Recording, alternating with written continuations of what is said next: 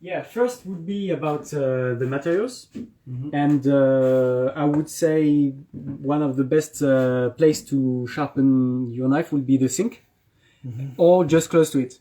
And in the sink, you would need a sink bridge, and or you buy a sink bridge already done, or for example, I'm making one, and you can make a nice thing in wood if you are a bit making things.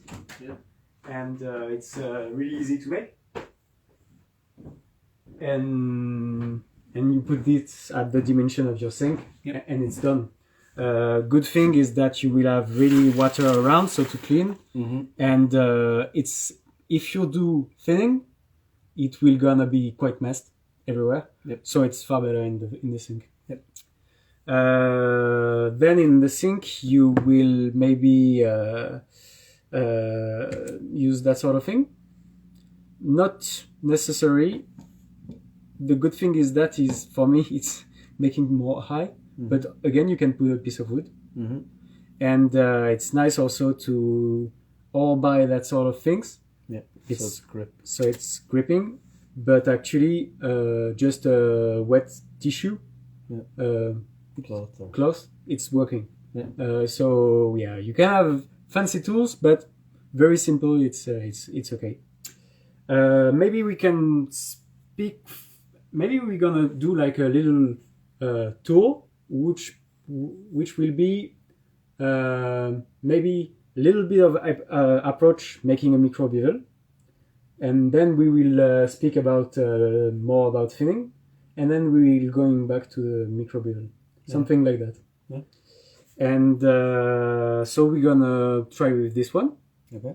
It's easy steel. It's quite easy shape, and sometimes larger blade can be problem, but this one is okay. And yeah. So first thing, meeting when you have a knife, it would be to a bit check about it. Like, is it bent? Because it's if you try to sharpen just a micro bevel, and the knife is bent, and his knife is bent, there will be small problems, like the micro bevel will be up and then down and then up, and sometimes you won't be able to touch one part because it's bent. And it's even more problematic when you thin, because you're gonna do a big work. Because I would say thinning, even if you are fast at it, if you do with that machine, if you do with a stone, it will take about 2 hours to make a really simple, rough job. So it's long. So if the knife is bent and you do the 2 hours, you're gonna exaggerate some mistakes. And you're gonna have high points and low points. And for example, this is mono steel, but if you have sanmai and it's a little bit bent, you can put your core steel really off the center. So that's even worse. So you will have to like grind that around about there. I mean, you will have to get more material, and you will not destroy the knife, but it will lose 1 or 5 years, between 1 or 5 years of longevity. So yeah, check if it's straight, and if it's not, there is few solutions about that. One of them would be like that, if it's quite shortly bent. So for example, this one is got a little bit like that. This is mono steel, so this won't bend like sanmai. Sanmai are very easy to bend, so it's a problem because if you are using them without being too cautious, you can bend them. But the good thing is that in its life you can every time make it straight again. This it will be more complicated, so it will need a bit more force. But you can't go after his elasticity, it will break. So you need to know what sort of knife is it. Is it quenched very hard or is it quenched okay? All knives are generally quenched quite easy, and modern knives and the maker knives, they are quenched very hard because most people would prefer that it's a bit fragile, but it keep the edge. Yeah. What is good to make too is a tool like that. So it's a piece of wood. You make some cuts. Or grooves. Oh yeah, cuts, grooves in it, and you will. It's softer than a hard material like that. Yeah. So you would use it to make it straight like that. And one of the other problem you could meet is like it's not bent like that, but it's bent like that. It's twisted. Yeah. And this is very often, really often, because a maker would look at his knife, make it straight along that line, but will forget or will have not time to do it maybe, to check it like that, to see if this is also straight. If this is a little bit bent and this is perfectly straight, that means it's twisted. And this is happening very often. And when it's twisted, you don't have a lot of force like that, but you can do a bit. But you can attach one thing like that, or you can attach this in a vise and work to twist it. Okay.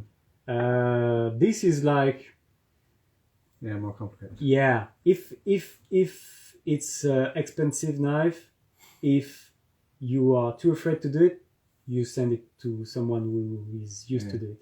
And maybe if it's, for example, if it's a very hard monosteel quenched, the guy will say, sorry, no, it's badly made. There is a mistake and I can't do anything. Because if it's fully hardened, sometimes it's like selective quench. So you can move a bit. But if it's fully hardened, blade won't be able to move. Yeah. Or it will be with special techniques, like there is a hammer in the shape of chisel. Hammer in the shape of a chisel, yeah. Okay, and you hammer it on the hard steel, and because you're gonna make marks, you're gonna expand a bit the steel, very bit by bit, and it will bend this way. Marks are this way, and because you extend it, it will bend this way. Okay. So this is like, yeah, that's another level. Yeah, so you won't do it. No. but effectively, if you start a thinning session and it's bent, it's monosteel and everything, it's better to say, okay, stop. Let's call someone or something like that. But it's good to check. Second thing would be maybe to check about the knife itself, like how is it grind. This is like hammered, and this is like white bevel. How thin it is or thick it is. Maybe you can compare to the other knife or a new knife to see if it's as thin or it's more thick. And again, if, for example, I generally will use a 1K stone, a 1K grit stone as a starter. And after like few strokes, I could look my knife and see, oh, this is gonna take like hours to make a micro bevel. So for me, that if it will be like a decision, or I go 400 grit, I go down to make my micro bevel, or for me it would be maybe the time to thin the knife, because if you have to take a big grit to make a micro bevel, it means it's quite thick here.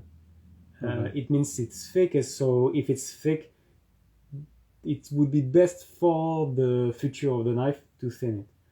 Then it's also depends on the time you have. Yeah. If you have like a really it's weekend and you have a big day and you want it to take pleasure sharpening, okay, start thinning. But if you are fast, you will go to the 400 and you will make a bigger. So it's decision. All right, so we can take this. So about the stones, there is like 100 of brands, but most of them are Japanese actually. Like 95% of the brand are Japanese. They make the stone there. And the most known maker, they are Naniwa, they are King, you said it. There are Suriro. Suriro is like this one is a rough one from Suriro. Mm-hmm. And there is Shapton. And if you buy to each of them, you have some security that it's good stone. And I would buy to them. Okay. King would be maybe the most budget stone of all four. Shapton are maybe the most expensive. But it depends of the lines. You know, they have different... different grades. Yeah. So I work a lot with Naniwa because those stones are very useful. They are splash and go. That means you put water and it's ready to work. Some stones you will have to or at least put them 30 minutes, 15 minutes before, or you can let them in the water. And generally they will have different feeling. So maybe I will let you try different and maybe you will prefer. Okay. I think this is more, maybe a bit more gummy and maybe a more... What's the most forgiving? Yeah, it's the feeling is more soft, Yeah. for sure. And I think most of the other Western feel more like it's happening something, like there's more sound. Okay. There's really grinding. So maybe there's less feedback with those stones, but actually they are as fast. Okay. They are working. So, okay, let's put that stone there. So I generally put quite a good high, and if you do a lot of work like thinning again, put a good high, which would be just below your elbow. Mm-hmm. If it's too low, you're gonna go like that, and 2 hours like that start to be wrong. Okay. It's good to think about it. Yeah. Okay, and then there is like stone preparation. Stone preparation, it's about making this flat. Okay. There is some shape stone and everything, but to keep it really simple, most of the stone should be kept flat. Mm-hmm. So again, even your knife is a surface which should be straight. Yep. And if it's hollow, you won't touch everything. Okay. If you're doing your movement like that, and this part is hollow, you will touch here and here, and you will never touch this. So it's good to make it this flat. And for this, there is different tools. Like this is expensive tool. It's a Nano Hone brand.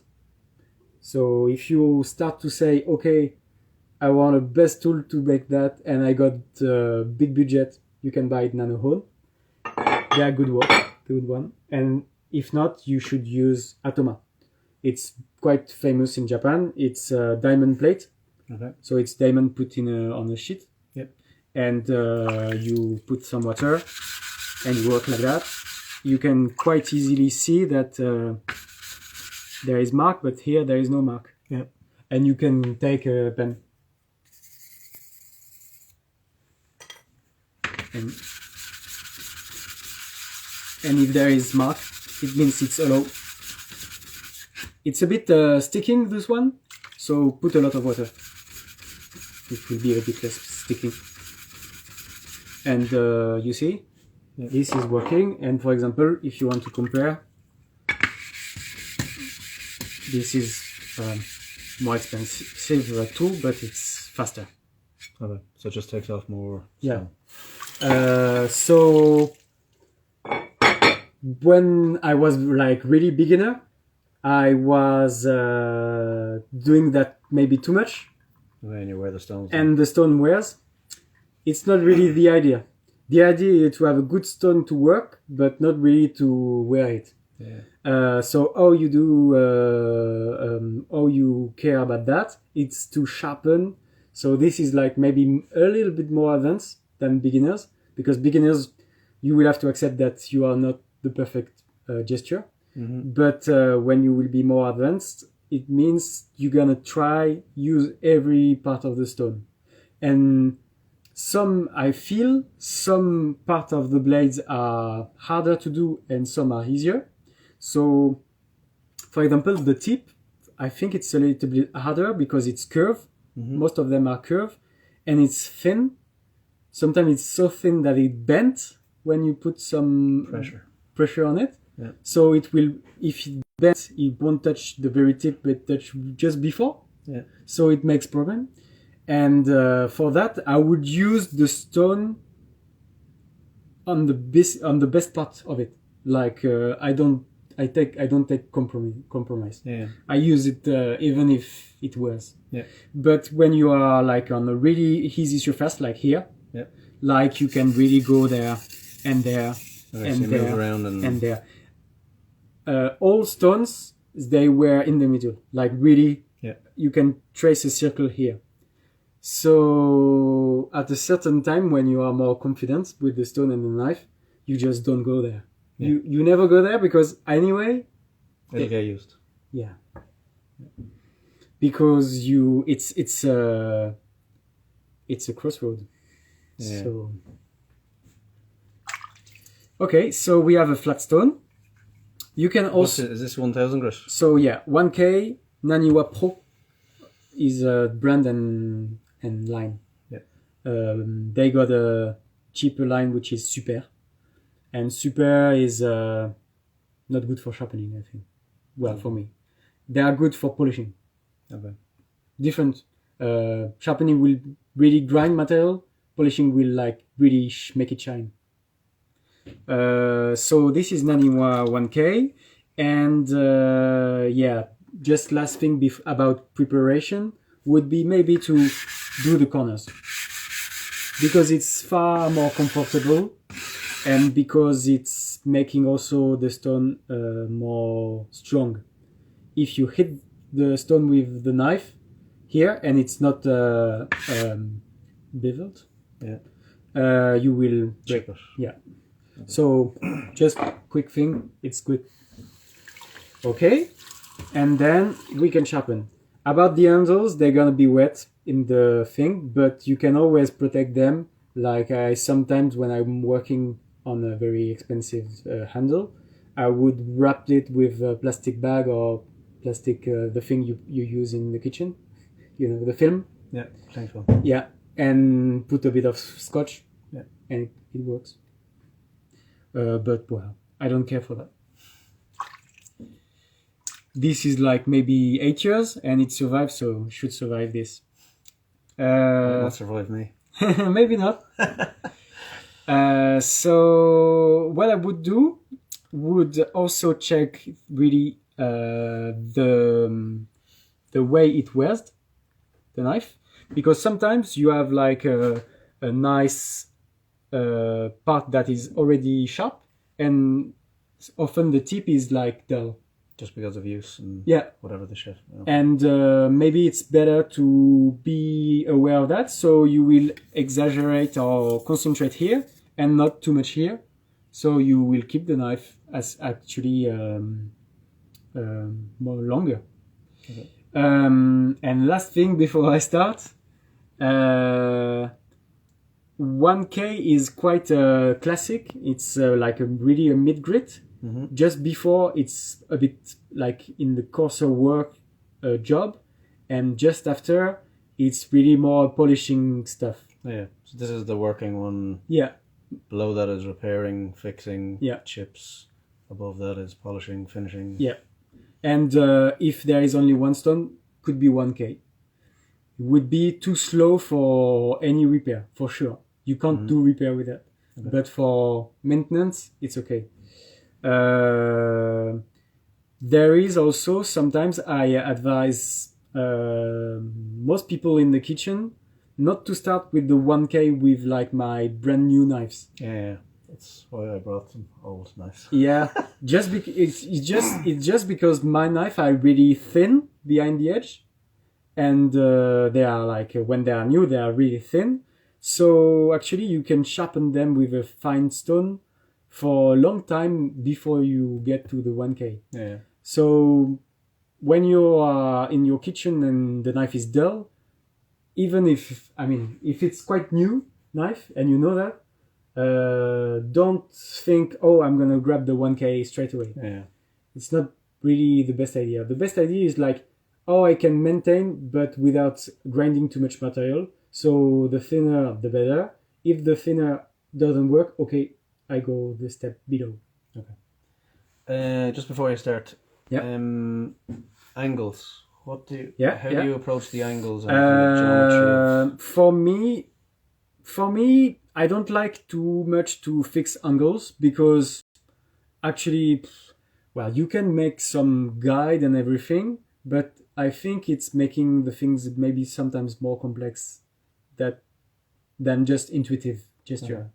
But I think it depends of first the time you have, second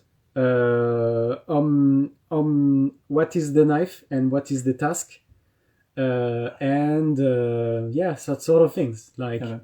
So if you don't have time to sharpen but you just want some edge to work, you could like just raise a bit and you will be faster doing the job because you raised a bit, and this will be the compromise, it will be less sharp, less aggressive in the cutting, but you will have your knife sharp just right for the task. But then you'll have to sharpen it again. And also if you change angles, it could be long to go back and make it nice again. If you make it like really strong like that, it will take quite time to grind the little elbow you've done. And if you make too thin, actually you have started to thin the knife and the next bevel will be stronger. Generally we don't thin accidentally. Generally, when we are in hurry, we will raise more than we will go down. But if we go flat, you're gonna make then a bevel like a bit higher, and you will start have to have your main bevel, then the previous one, then the new one. And you'll have different geometry on different geometry. Is it super wrong? I'm not sure, but it will start to make a sort of convex bevel, which can be nice for some task. But if you want precise cut, it's better to have like really thin and nice micro bevel. Consistent. So I would put the knife on the maker first grind bevel. That's what I've just done.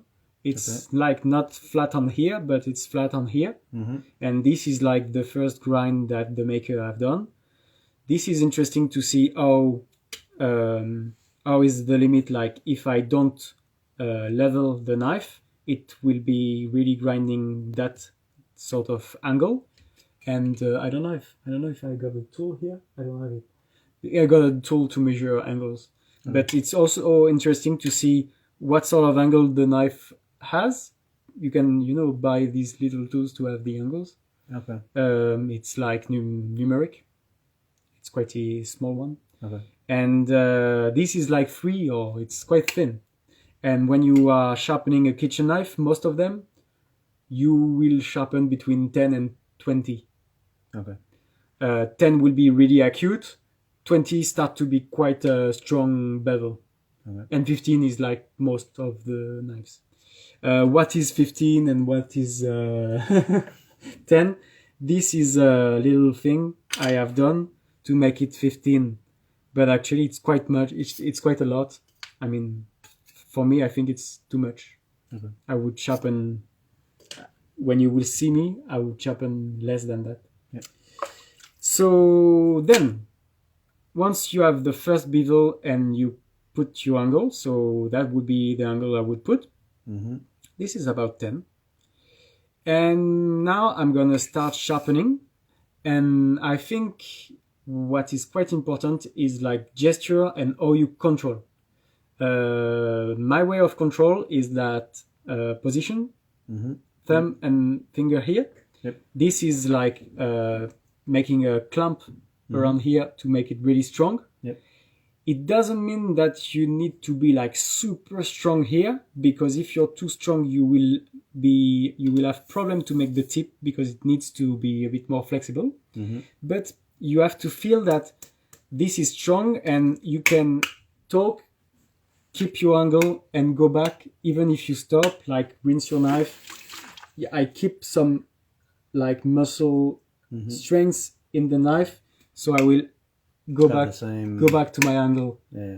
Most of the makers or of the sharpener, they are moving while they sharpen, and first you won't have the best results if you move your angles, and second it will be like a little bit of a mess, and you won't be able to maintain easily after a lot of session of sharpening. So when you're sharpening, do you sharpen this side of this much of the knife and then flip it over and do the same side? I do all of it. You do all of one side? Yeah, I do all of one side, and I will do one side until I reach a little burr.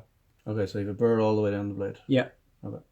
So this is a good way to hold the knife.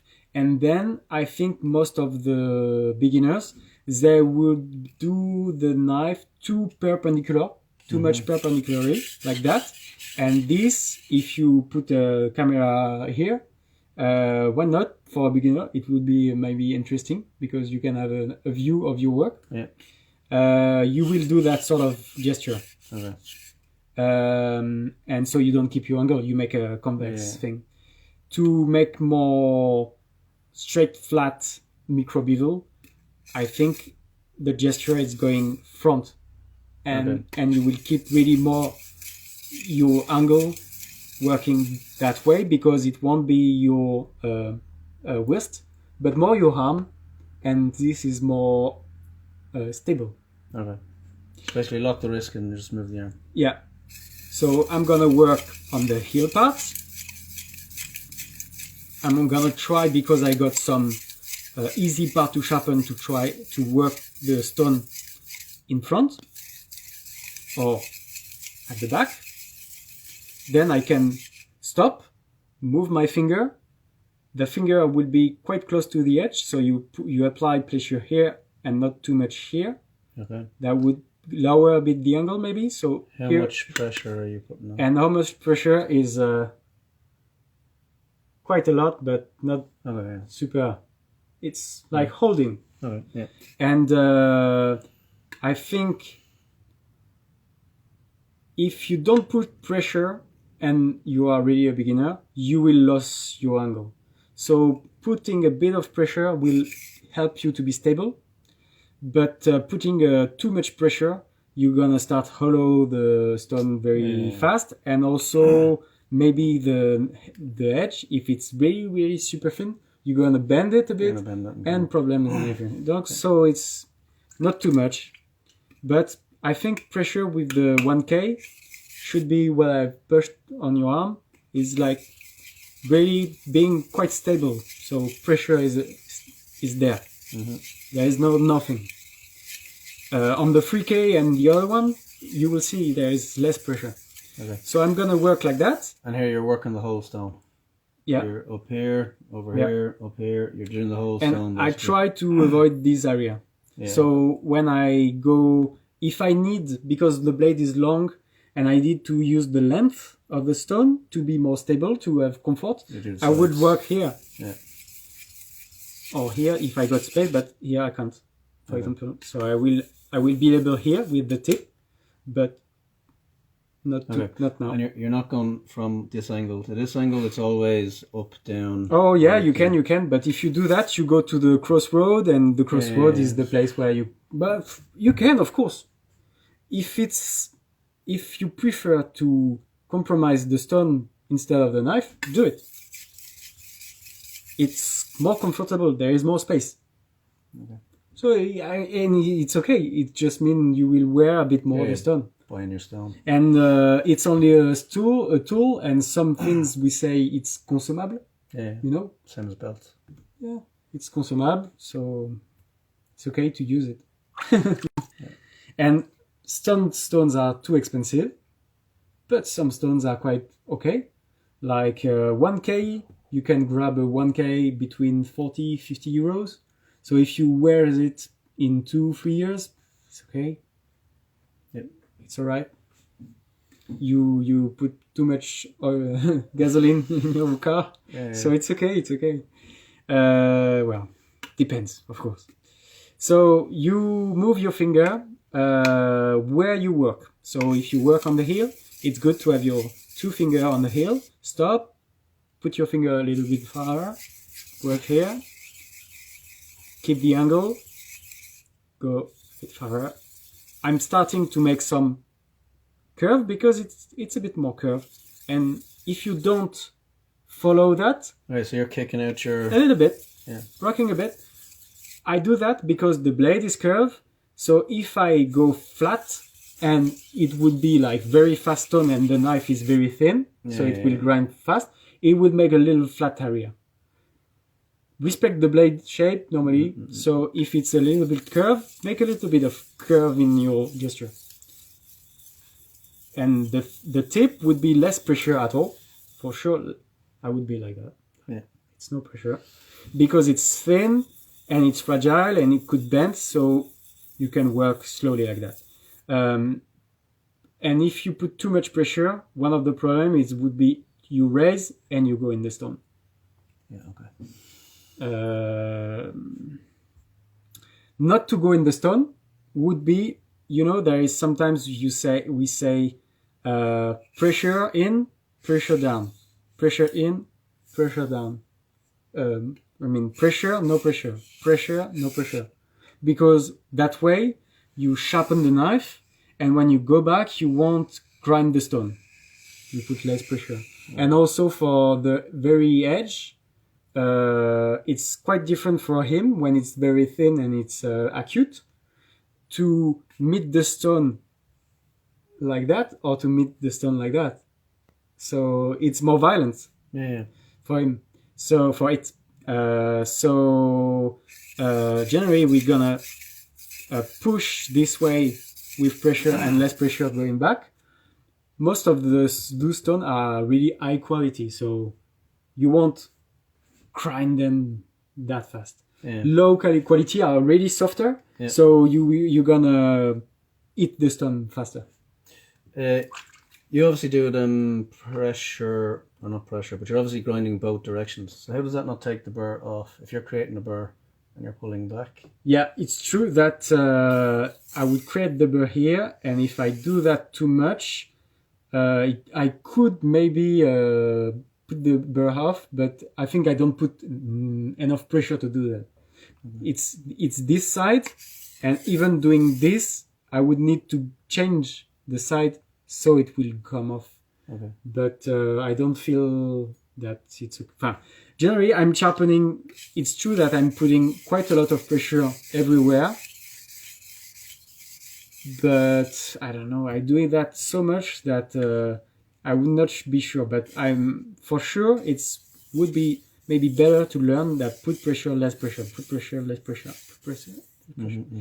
It's better to do that way. And when you feel confident on the stone and your knife, you can put pressure everywhere. I think the goal is to grind material.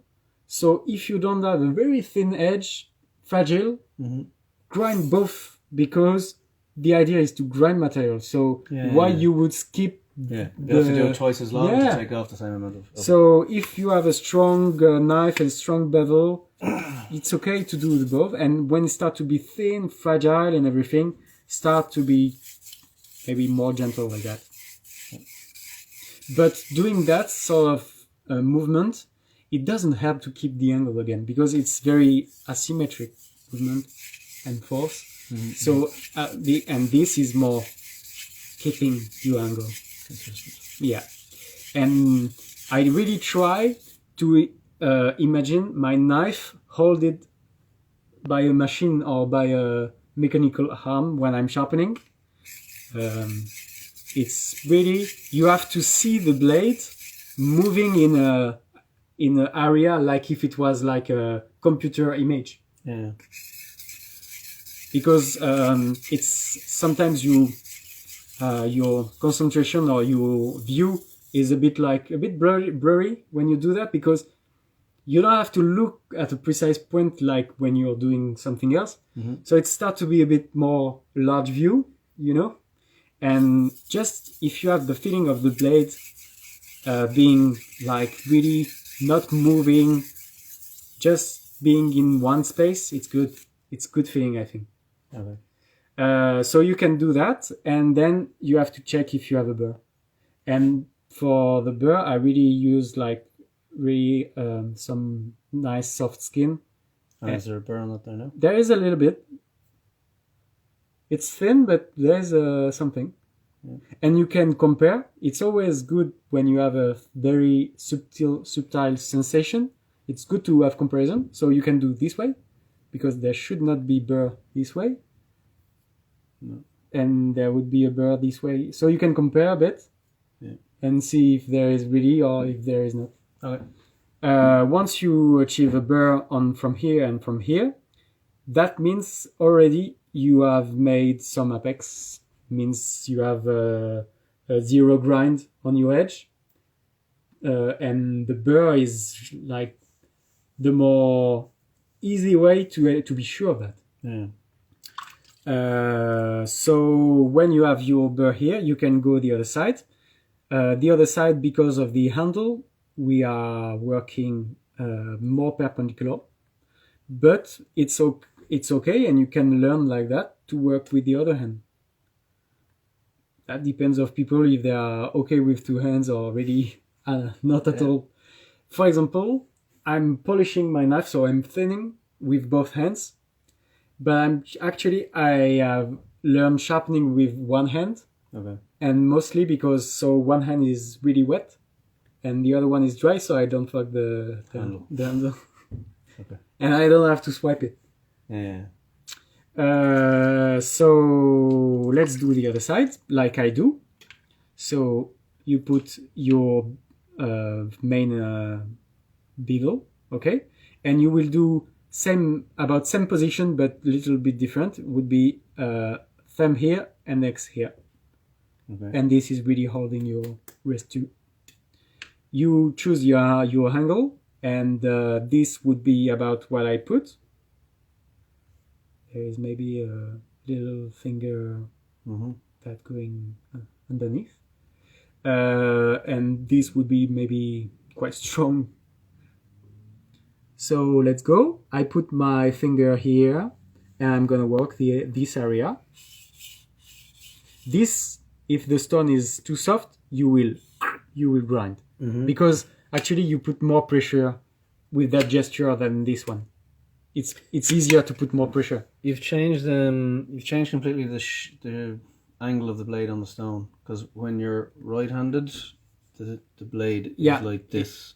But now it's nearly straight across. Yeah, it's true that it's quite different. Here it's like that, and it's going straight, and here it's like that. It's perpendicular. This is because of the handle. If I would have to work this way, and go like that. But I'm not super. Yeah. Well, so I'm gonna work perpendicular, raise my angle. Why not about like that? Little bit finger, it's quite nice. And I'm gonna work like easy on the heel, because you have a lot of strength on your hands in that position. And as soon as I can, I'm gonna go like this way, because for me it's more stable, and it will be possible when the handle is not in the way. So I'm gonna start maybe from there to be able to do that. Okay. And generally, I'm working about like that.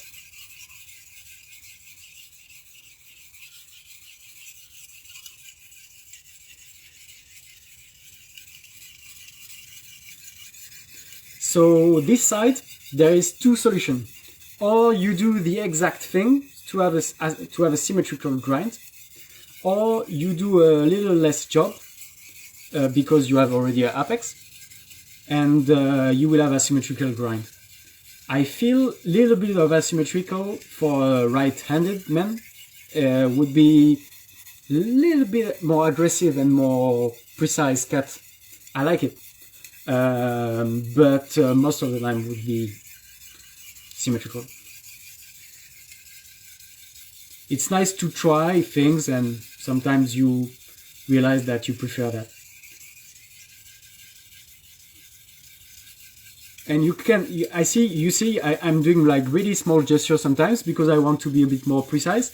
But if you have like quite a lot of material to go, you can go like long strokes. And this is grinding faster.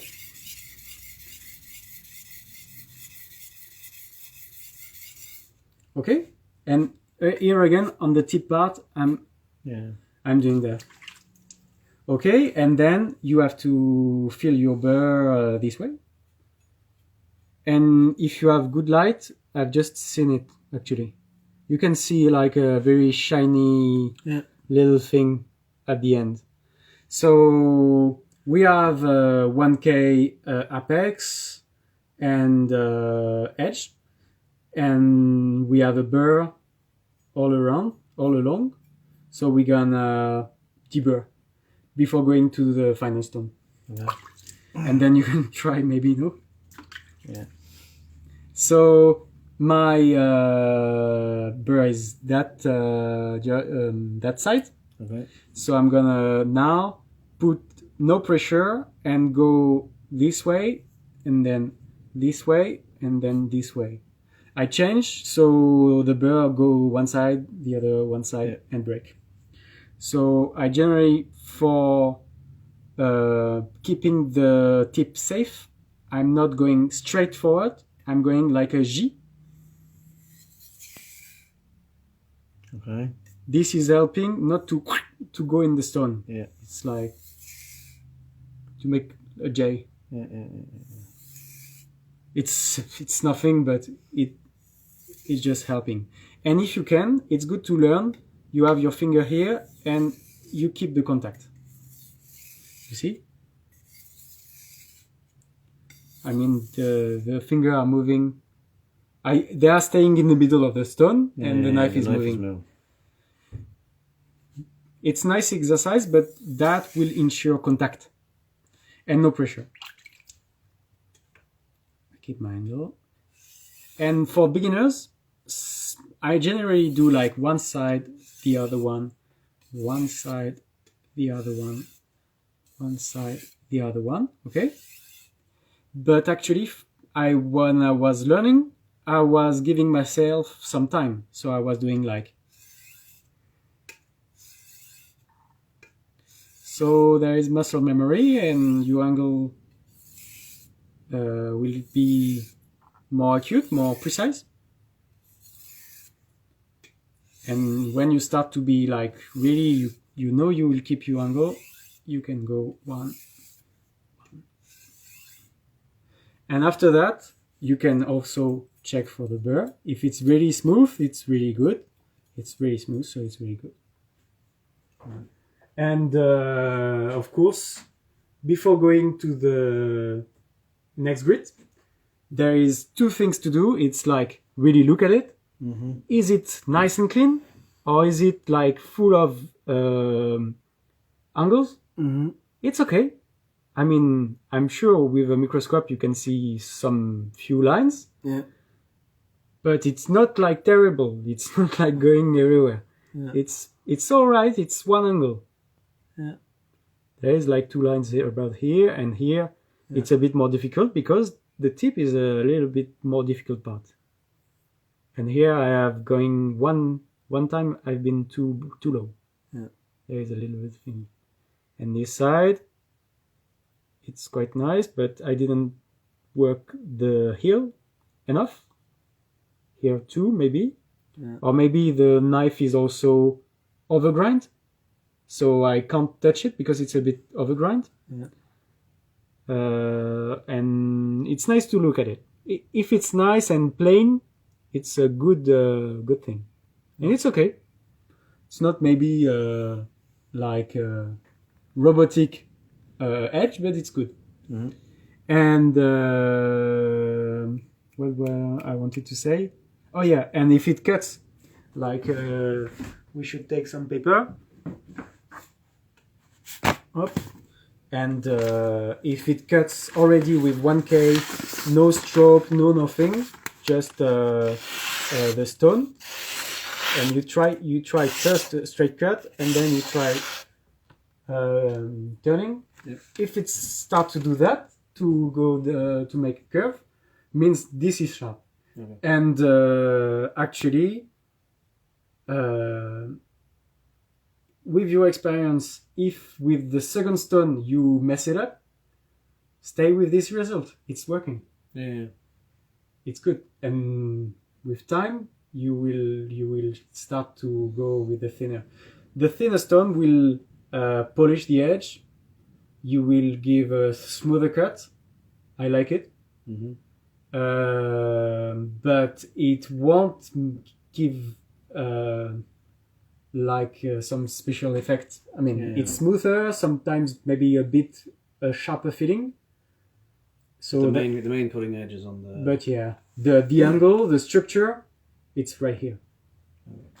Okay, so let's do your turn. This is and we're gonna maybe work the next stone right after you try. So you can try right now. Let's take maybe one of your knife. I don't know. No, maybe one of your knife, because you're gonna use your knife when it's sharpened. Let's take. This is maybe too long. Oh, it's okay. This one would need a repair, but you can use this one. So this one is more easy in a way, but more difficult in the other way, because this is super flat. You see the profile? Yep. It's really quite flat.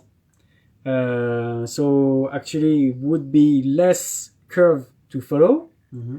But if you grind too much here, you make hollow, and if you make hollow, you will have a lot of work to make it right. This is a knife I'm repairing when I have some spare time. It's a Japanese knife. Yeah. I have break the tip and there were chip. Mm-hmm. So it's really in repair. So don't be afraid about anything. You can really kill that knife. It's no problem. So it's already a bit sharpened. So we're gonna kill the edge.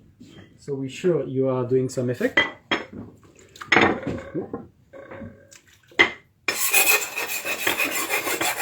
Shit. Sorry.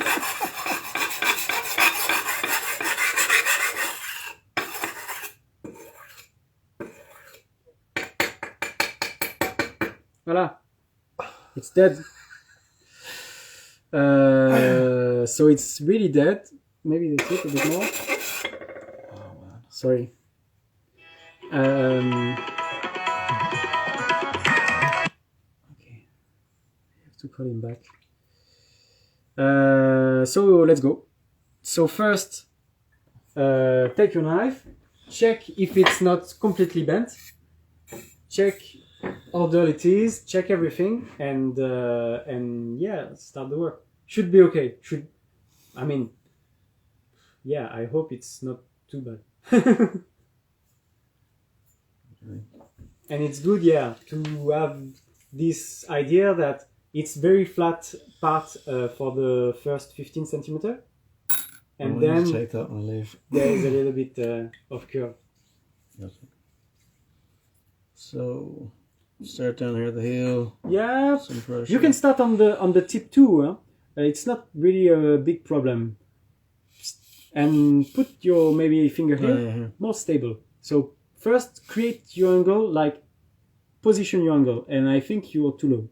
Too low? Yeah, a bit. And again, why not? Last time I was able to put a little finger underneath. Okay. Yeah, it's good. And I'm gonna make the coffee.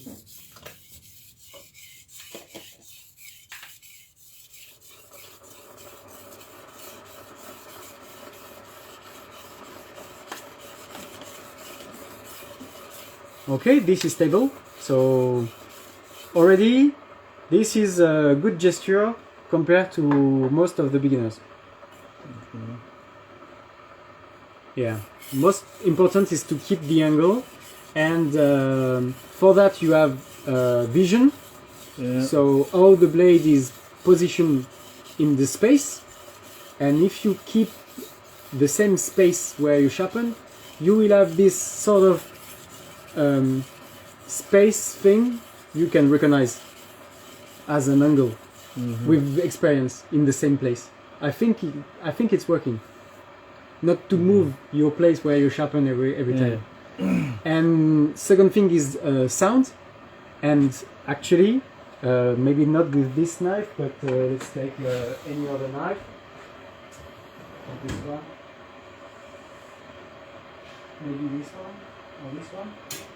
I think you can hear a bit what you do, like when it's crisp and thin like that. I'm really working on the edge, and this is like too low. Okay. And this is good information too. You can have the habit of hearing that you are right on it. Yeah, it's the same thin edge that you're catching on. And it's more crystalline, more thin, high pitch. So,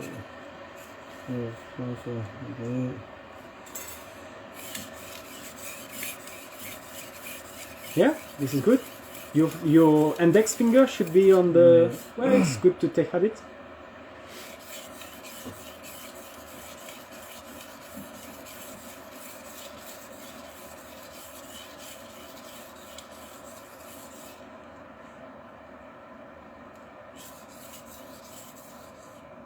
Is it rising up there? You... No, it's just the curve on the knife. Yeah, and what I've seen is that you put your pressure here, but the contact was here. That's why it was feeling maybe a bit weird. Okay. You raised a little bit more the blade, a little bit. And because is the pressure all the way down here, or should the pressure be kind of up a little bit? No, I'm putting pressure right where I grind. Right in the tip. So your fingers are nearly touching the stone. Yeah.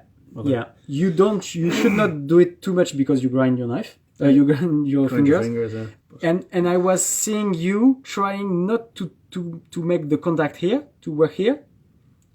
I was seeing something like that, like too much pressure on the knife and a little bit bending like that. You don't need that. Like really, you can let the tool, this is like rectified area because you have flattened it. Yeah. So trust the stone basically, don't try and overcompensate. Yeah. And so you should be able to work that long flat area as a rectified surface and just let the stone do the contact. And it will be, if there is some mess in the metal, it means it's thicker here, thinner here, thicker here. If there is some mess, the stone will do rectification. It means it will take a long time, but it will grind the high spot slowly, and you will reach everywhere at the good distance, at the good thickness, and you will have your burr. Okay. So, yeah, let's go. Maybe I've just messed everything, but no, I doubt it. It's no problem. I doubt that you've messed it. If there's been messing that's been going on, it's within me. Yeah, actually, let the stone be your ready. Let the stone be the guide, basically. Yeah, it's a good tool. It's flat, it's hard, so and you have changed your angle. It's too low. Too low.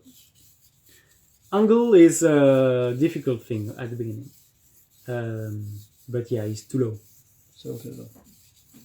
Yeah, it's better compared to what you did at the beginning. It doesn't mean it's too low.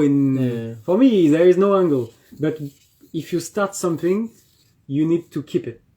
Okay, and then up here, it's kind of Yeah, and let and do the contact with the tip, because there, yeah,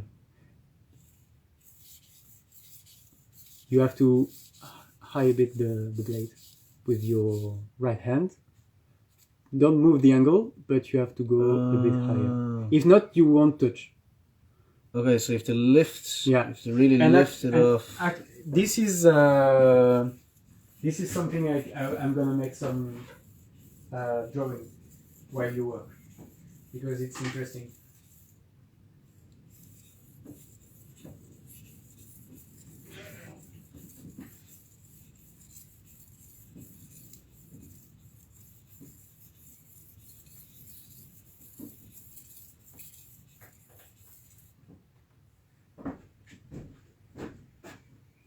Ok. Comment je vais réussir à dessiner ça? Yes.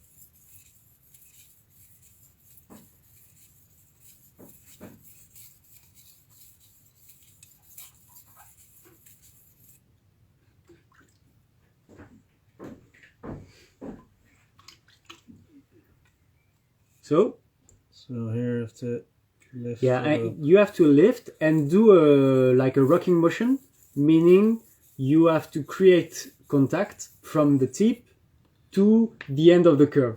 Okay, so it's kind of a yeah. Maybe and if you exaggerate, you will enter in the stone. Yeah. You will enter, and if you don't do it enough, you will have no contact. So at this is Naniwa Pro 1K. So is that, no, I'm not getting the tip there though, am I? Yeah, it's good like that. Yeah, very nice. And the tip, I advise you to work in that area, this one, yeah, and not this one, because most of the angle be too. No, it's just because most of the mistakes I'm doing too is like I'm going super fast and I'm going boom. Oh Jesus. Yeah, okay. That's not how it Like its tip, is it? And yeah, maybe because I'm often doing the mistake because I want to use all the stone. I'm going that part and boom. Okay, yeah. So yeah, you can go farther. Yeah. But not this way. Yeah.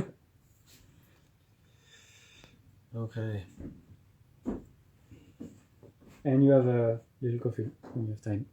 Thanks.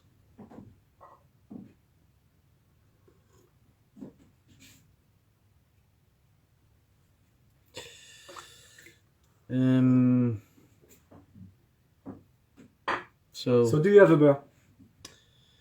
Do I have a burr?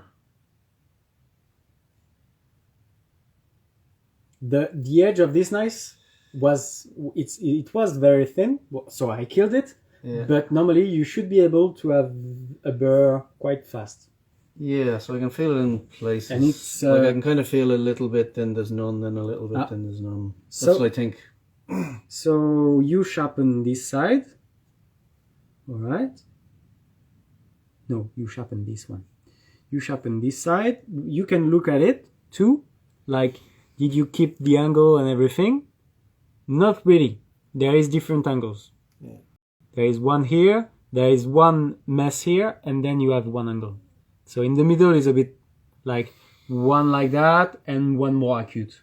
Yeah, okay. It's sort of okay because I would say on a long knife like that, you would want an acute angle for your tip and you would maybe want a stronger angle here. But for learning, keep your angle. It's better. And so what about the burr? It's too small. Okay. If there is, it's... Yeah, in some places I could feel, and in other places I can't feel. So go a bit longer on one side. It's so you start again, put your angle, and then you decide that this will be it for all the story, for all the work.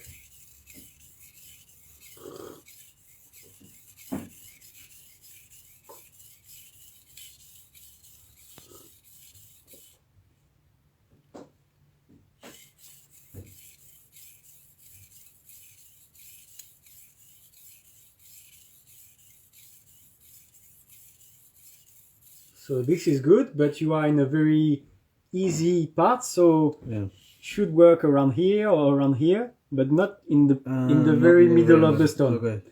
I'm saying that, and there is too much information, I know, but the more I tell you, the more you will remember when you are at home, so it's good.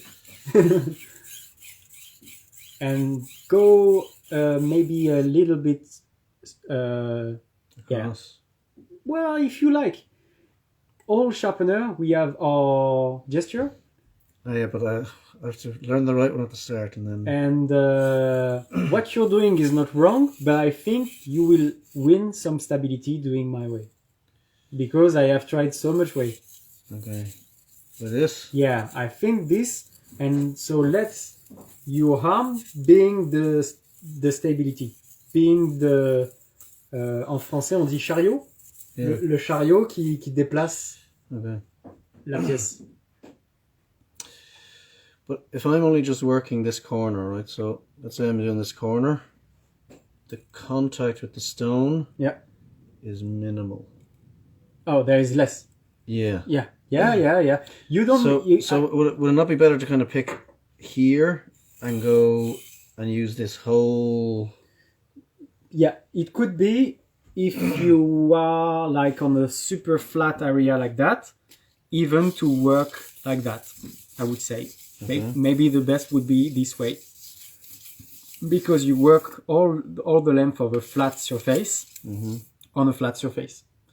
But all knives are never super perfectly flat because it would be nightmare to maintain if it were perfectly flat. Like chisels, they are super flat, and they are hard to sharpen. Any beginner will mess it. So all knives are generally a little bit curved, and so contact would be normally on only one point. So you can really work this area, then this area, then this area, and this area, and then your tip. And try to really hear the stone work, and also some still are really hard, so let the stone do the job of it. Like I'm working this part, I'm working this part. I'm quite low, eh? Yeah, no, I'm trying to see it, yeah.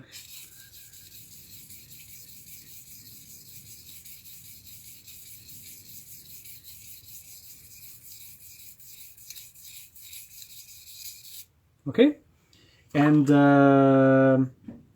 so let the stone a bit work. Yeah, I was a bit low.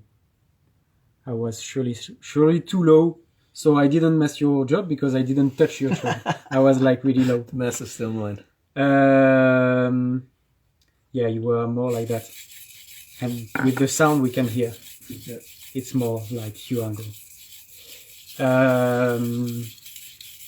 What I wanted to say, let the stone work a bit, and actually, okay, it's super flat, so if you grind too much here, you will maybe make a hollow, so that's a risk, and you have to check your knife this way too, you see? So you can really see how it behaves, and as maker, we are always looking this direction, so we can see if there is something. Yeah, there. if there is something weird in the profile.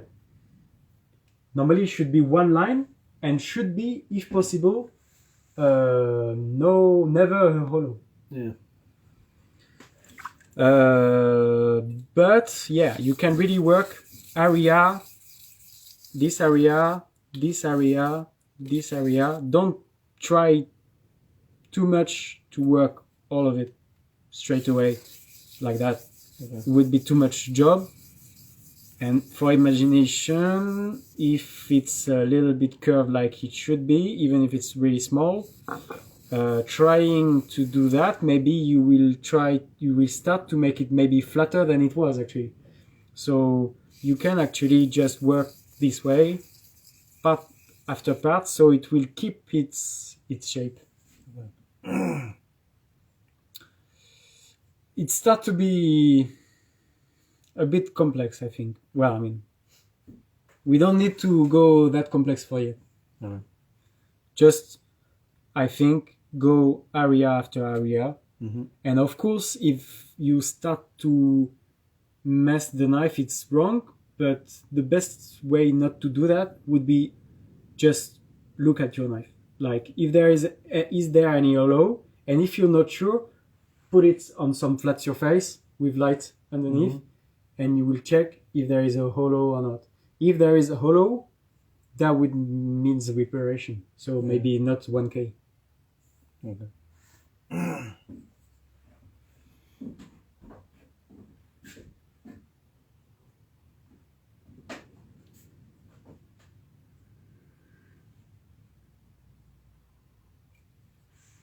Okay, let's go.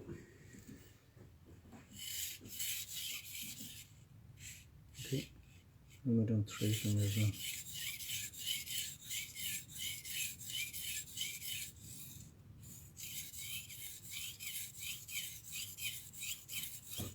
But it's true, this knife is very flat and it's harder than most of the other knives. As a maker, I generally like to make a flat spot, but I never make a super perfectly flat spot. Because as soon as you do a mistake, it will be hollow. For me, as a maker, but also for the user. Like, he is sharpening, and if it's too flat, any mistakes, and you will have a little bit of hollow in the profile. Mm-hmm.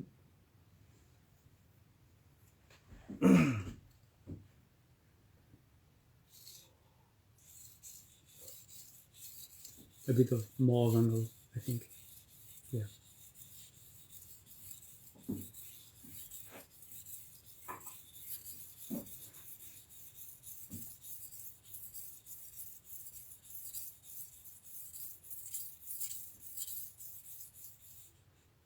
Yeah, quite nice.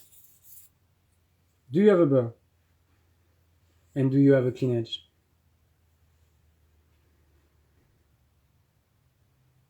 Do you have a burr? I can feel the burr. 1K is quite a small burr. I mean, yeah. No, I can feel the burr. Good. Is it a clean edge? That's a different question. Clean edge would mean it's almost one perfect clean angle, no wibbling, no weird thing.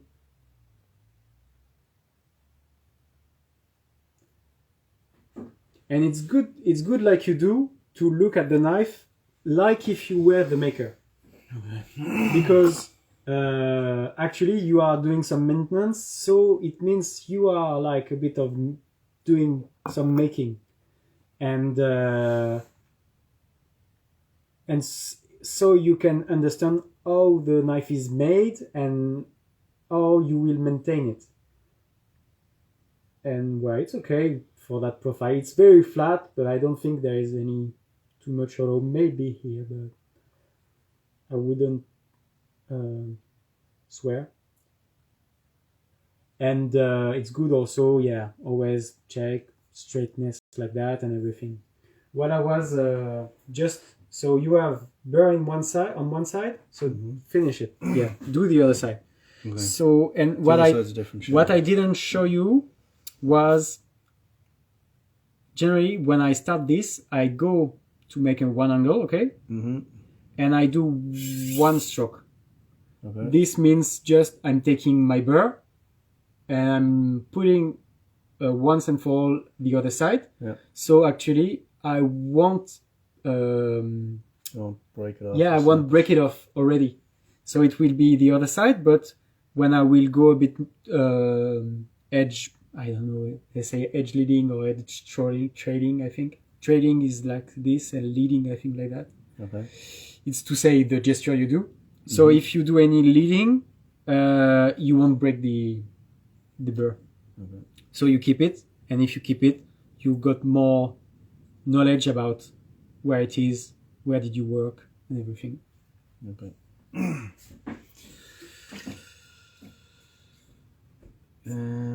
So yeah, flat on the angle of the maker.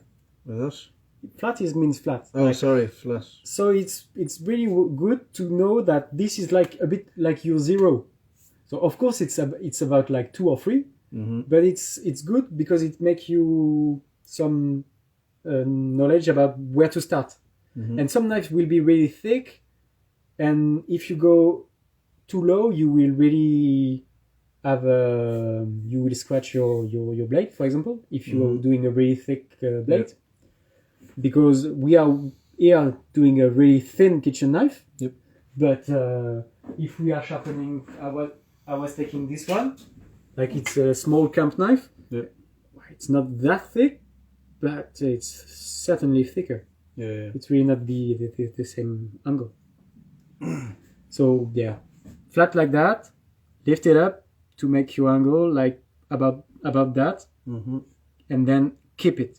Okay. Keep it and start. Okay. So. Yeah, it's nice. And this gesture is a bit harder because you tend to do that. So try to really feel that the blade is really like that. It's not doing his life. It's really like doing a nice work on the surface.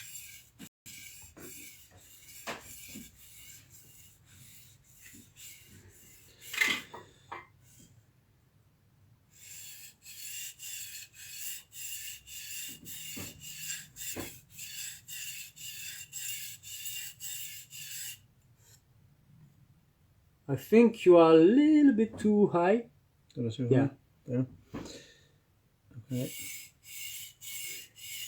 Again, it's not so much problematic, but it's again too high. Yeah. But the best is just to keep it and sharpen too much of an angle on that sort of knife. You don't really want that. You want a thin edge.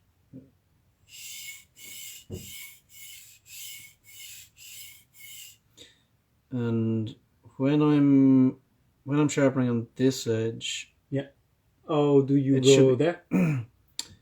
Well, no. Should I start to nearly do it like that? Yeah. Or should it be like flat across the? I'm doing that sort of motion, like starting perpendicular and then going diagonal. Okay. Because I can, maybe touch more the stone like that than like that. And it's also because this is doing more things like that. And when I start like that, I think I'm more stable. There's more surface area as well. Also, yeah.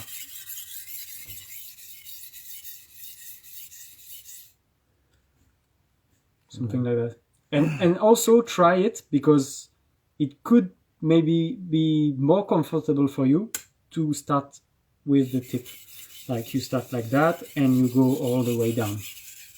Anyway, do both. Means you can start from here and do this. And once you're here, just don't give up and go down. Okay.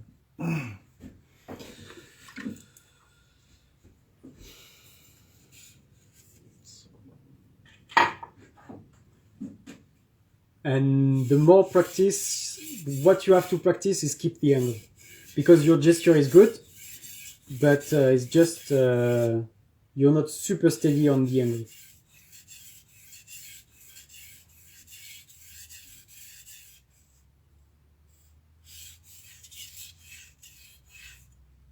Yeah. Sounds. Yeah, It sounds bad. that was on the side of the stone. Yeah. This is the super technique to be faster. But you don't need that fast. Okay. Okay there? Too high? No, it's okay. It's good level. Yeah, you are a little bit too I'm much on your lifting right now. hand, and you're touching a bit too much here, I think.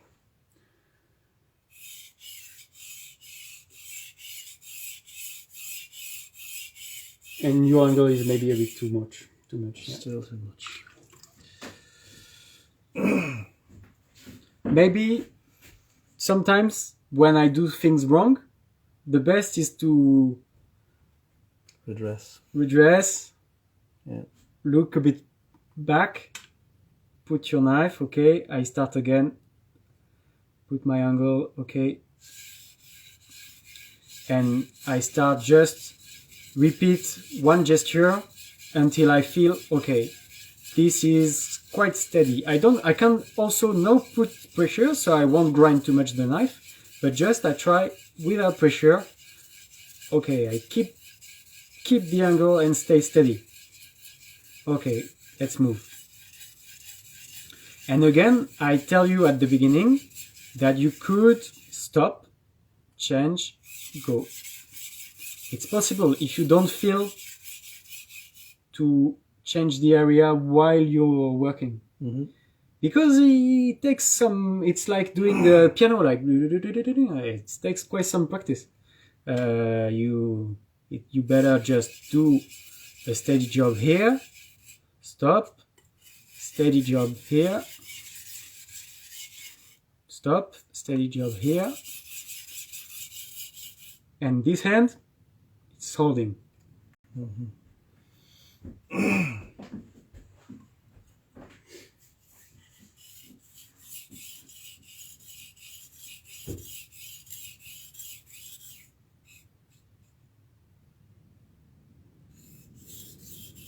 It's okay like that.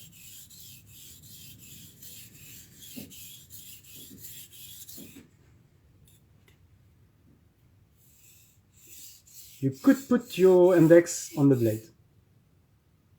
The other hand, your right index could be there, so you will keep a bit more strength on the angle. It's just to keep the angle. Because then you have 3-point contact, like here, here, here. This is steady.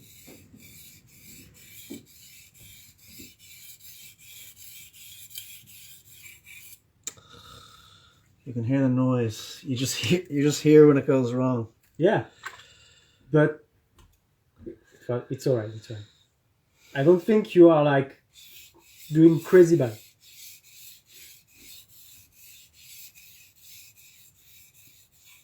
Okay, and now on that area which is more curved, try working more with the whole stone, so more diagonal, and like that.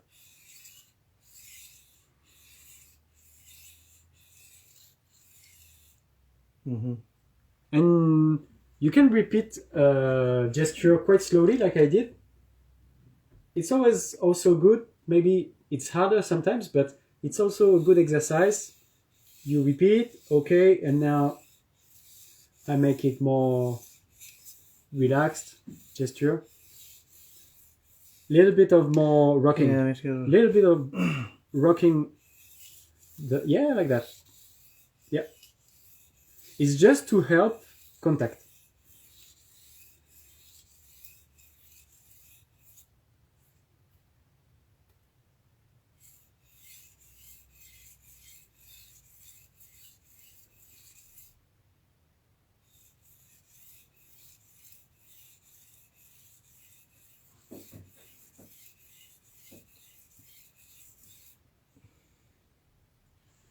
Right? I don't know. So we work here. Yeah, we have a burr. It's very small, but we have a little burr. So now do the final step, which are stropping. So this is like even harder because you need to change your side and keep view angle each time. So it's a bit harder. You go there, put your angle like you did, and do one stroke. And as I was advising before, you can do 3 times. Just so you get the measurement, get the movement. You repeat. Your left hand it's staying on the stone and your right hand is moving. And here, a little G, why not? So you don't mess the tip. J, we say J. Sorry, G, J. Yeah. Okay, so I'm coming. No, false. And with your finger, with this and this, you make stability so the knife is holding on the stone. Yeah, and you didn't move your hands. Go slowly, and just let the contact. Yeah, perfect. Yeah.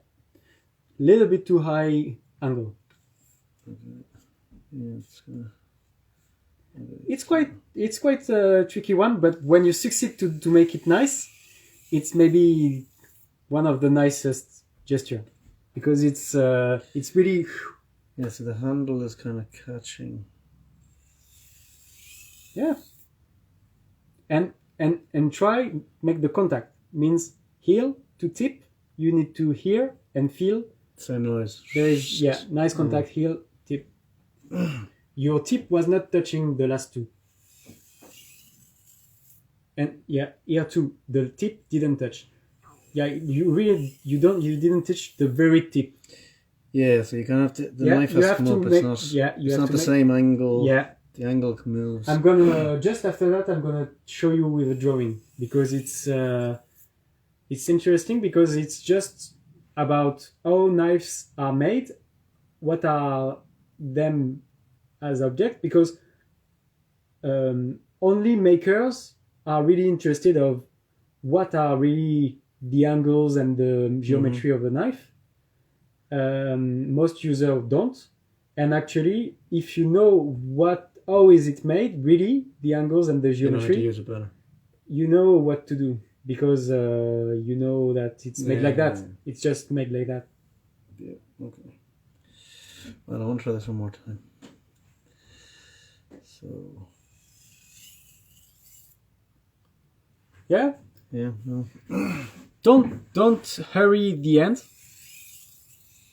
And let the contact.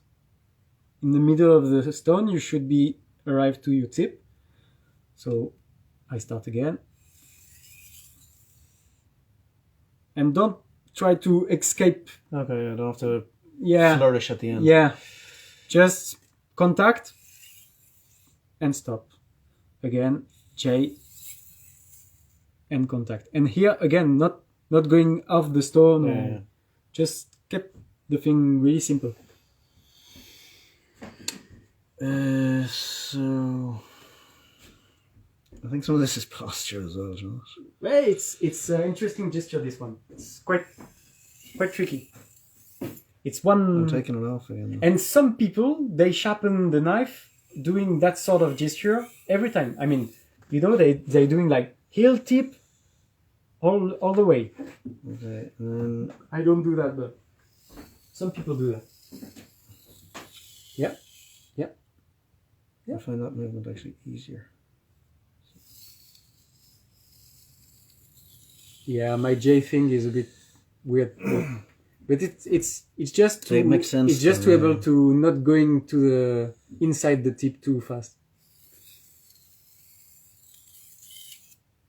Nice, and don't slide at the end. Yeah. Try just to stop, like tack, stop. Tack, stop. It's more control. Yeah. Tack. And then you can't see I'm stopping, but normally I should stop. You see? Mm-hmm. Sometimes gestures are fast, but it's better control just to do the gesture from end from beginning to the end. Right. So we have stropped the knife. You can train a bit, sure. But here is like basics on doing just a new edge.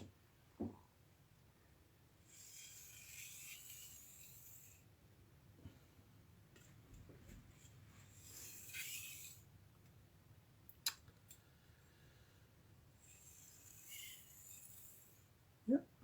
Can I lift some there to get the...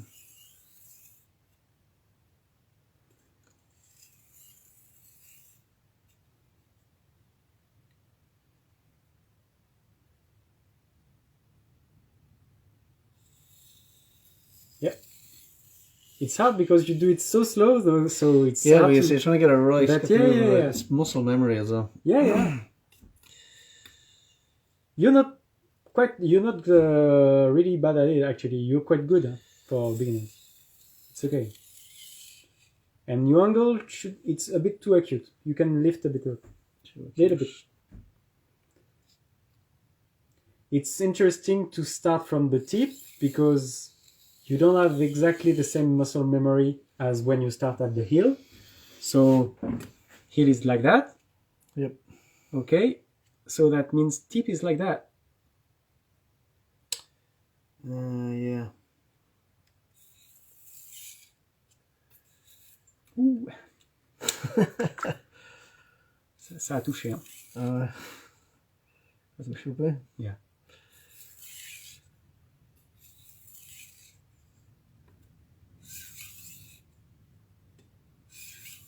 But you have edge. For sure. What I was saying? The angle is different when you go from the tip. Yeah. Well, it's good at the beginning to keep the thing easy and to keep the angle. Mm-hmm. So you can start to the tip and you wear like that about. Yeah, it has to be higher. And it's a bit too flat. Yeah. It's not the easy knife actually I gave you because it's quite long. It's not. Yeah. It's not that easy.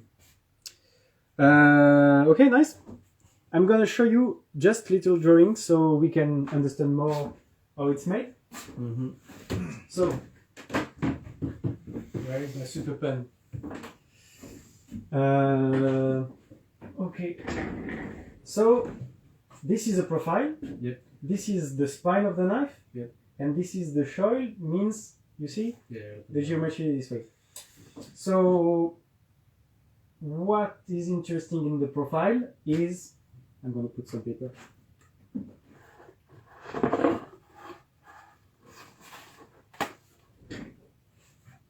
No sharpening class without blood. It's not a big one, but... So profile, what is interesting about profile is how much flat is it? Yeah.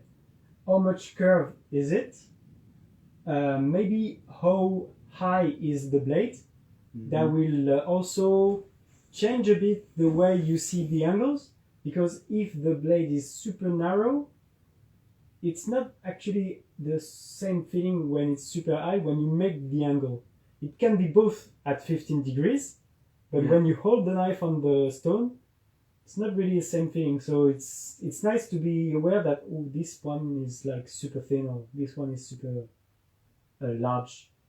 And you can check, so you can check your knife this way to look at the profile like that, and you can also look at it like that, of course. Mm-hmm. But when I'm making knife, I'm looking the knife like that. It's more about looking aesthetically, do I think the lines are good? But if I want to check if there is really some trouble as a little bit of hollow on the edge, I would look like that. Mm-hmm. To be more precise. Then you have the spine. Yep. You can look at the spine, of course, this way. Yep. But this would be again more to look about how degressive is it. Yeah. But if you want to check strictness, would be more easy like that and like that. And it's good actually to do both, like from the handle and then from the tip to check it. And again, the edge also and the edge also. Mm-hmm. Four way to look at it. Yeah. And what was interesting and what I wanted to show you is that there is some convexity along, so there is a bevel like that. Yeah. Okay, most of modern knives and traditional actually are made like that, but like Western way was to make a all bevel. Mm-hmm. Mm-hmm. And Japanese way is more about doing that sort of wide bevel. Yeah. It's just a way to maintain and make the blade cut differently, but yeah, it's a bit different, but it's not that different. Mm-hmm. There's just a little bit of step. What I wanted to mean about the geometry and the convexity, most people look at convexity this way. Yeah. In the choil way. Yeah. From high to here, how much convex it is, and the blade can be like super convex here mm-hmm. and very flatter here. Mm-hmm. Or actually it can be also quite flat here and then very convex here, so you will have a very sharp heel, very flat and sharp heel, and a more convex here, so you will have a tip which is a bit stronger. Okay, yeah. Convexity help making steel stronger and help release food release. Yeah.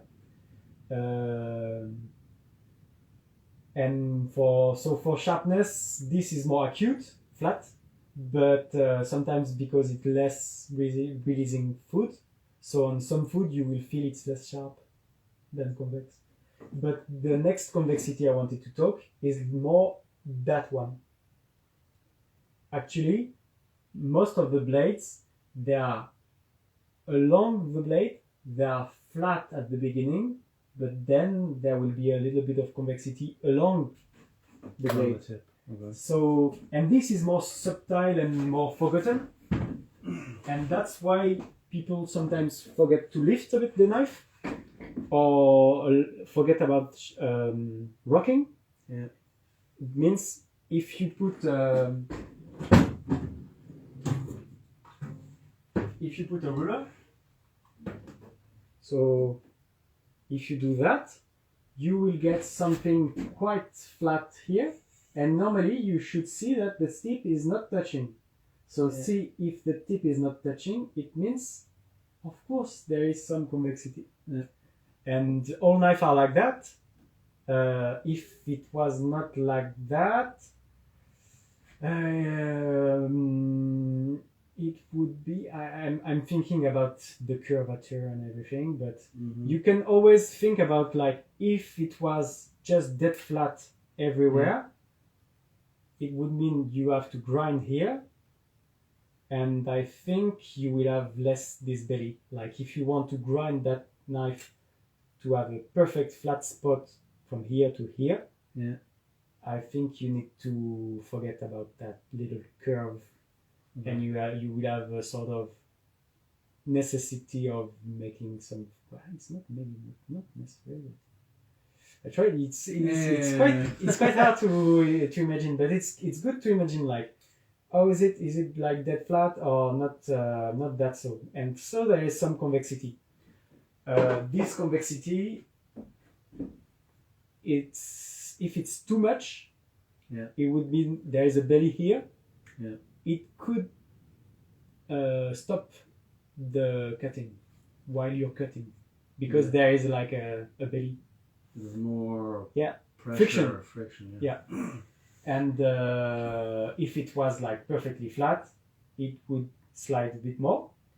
But I think we do that sort of little convexity because it would make maybe the tip a bit thicker, a bit stronger. If you are like super dead flat, I think you start to have really too much of fineness on the tip. It will be super thin. Yeah. That's why you go here, and so you make it stronger. You make a little bit of belly.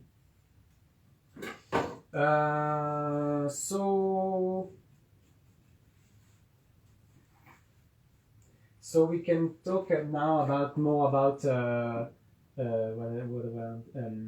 thinning, repairing. Did you understand about everything I said for now? There's lots to take in, but yeah, I think I kind of got. I understand it. If not, there's a lot of information. But yeah, I can't do it all, but I kind of think I understand it. All the information I give you, it's maybe too much, but for me, it's because in my work, I needed at a certain point to make a description and analyze of really what does it mean to do this gesture, or what does it mean to do that. For me, it helps to understand if you understand how the knife is made, how the stone is made, and start to mean. But of course, at the end, you have to make this mixture between all that sort of information, and then just do it. Like a bit football. You have to understand what you're doing, so that then you can kind of do the muscle memory thing. And But then at the end, you have to that football. If you kick this way, it will do something like that. But at the end, it's all about also trying, repeating, then gesture is good. Yeah. So it's about the same when you're sharpening. At the beginning, your attention need to be, for you especially, angle. Yeah. Maybe don't try to make perfect 15 or perfect anything, but just you keep your angle, and as soon as you start to feel that you're changing, maybe go back at the beginning. Just be conscious of go back, reset. You go back at the beginning, you start your angle again, okay, maybe a bit less pressure, so you won't overgrind, and you start again. And if your wrist is holding your knife angle, you should be able to, from here, go to here, okay? And you sharpen, and you are at the tip, you should go, you lift, you go here, and you should feel that it's the same angle. If you go to here, and then you're coming back to here, sorry. So you change your angle, going to the tip. You should be able to have this so fixed up, so solid, that you could normally even take a paper or even take something and go back, and bam, you got your angle. Yeah. Okay. And this, it's at the beginning, it's a bit painful. You really have to hold it. Yeah. For me, it was like a little bit of tension. Then you start to go a bit better, but it's like making the first move on an instrument. It's a bit of tension. Yeah. So let's try to make a repair. That one's not straight. Yeah? Yeah. Okay. Let's try it. This one is quite one of the hardest. There is a big thing here, and actually what I'm teaching you is how to maintain the knife with stones, and I think it's good because it's simple tools available, not too dangerous, and everything. So I would try that, but it's true that if you give that to any sharpener, I think maybe he will start on machine to just go faster on some few things, like clean up here, maybe grind a bit here, so he will have space to sharpen. And yeah, because that's going to get in the way. Yeah, a bit. Yeah, you can grind a bit with the machine just here, so it's not so much problem. Let's try to straight the knife. So I would use this.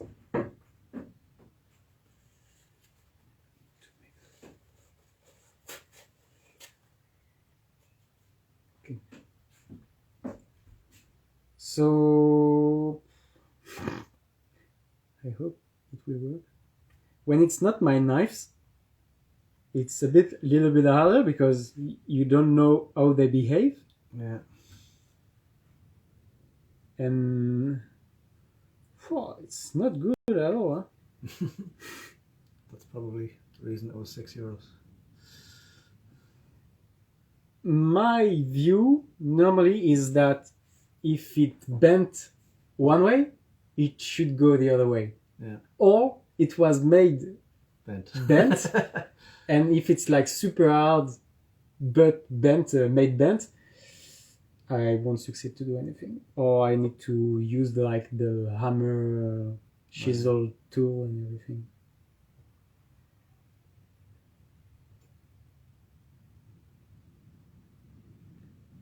I may use a hammer for this one.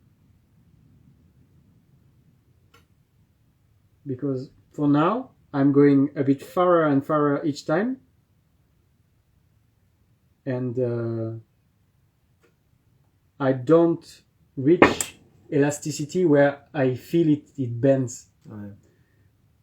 I'm gonna try a little bit of hammering. You can come.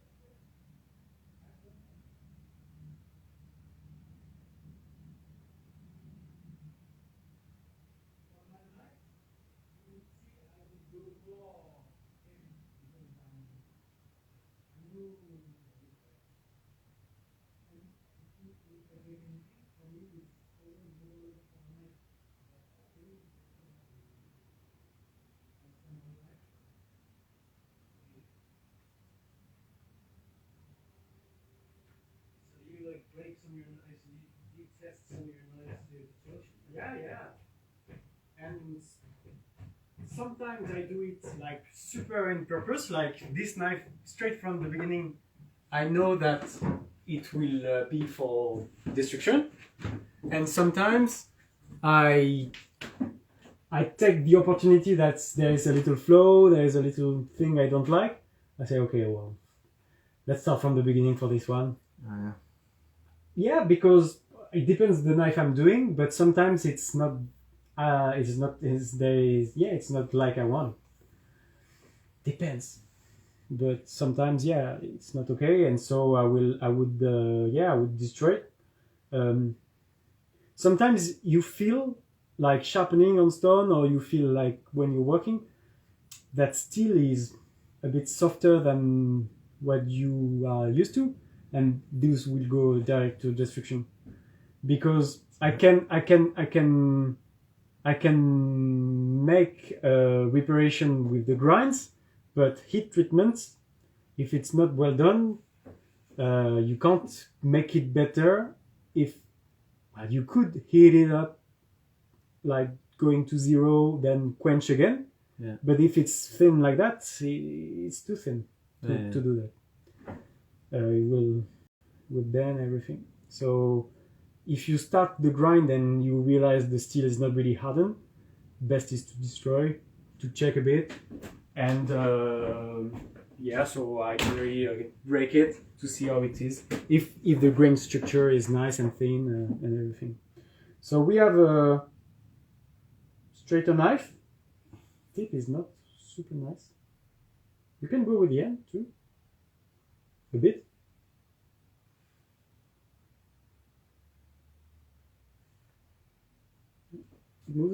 Moved a bit, and then we can look at it like that. Mm-hmm.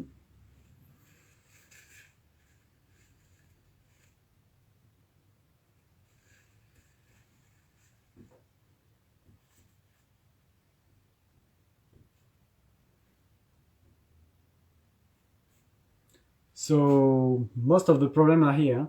Mm-hmm. There is a big hollow here, so we need to grind this. Yeah.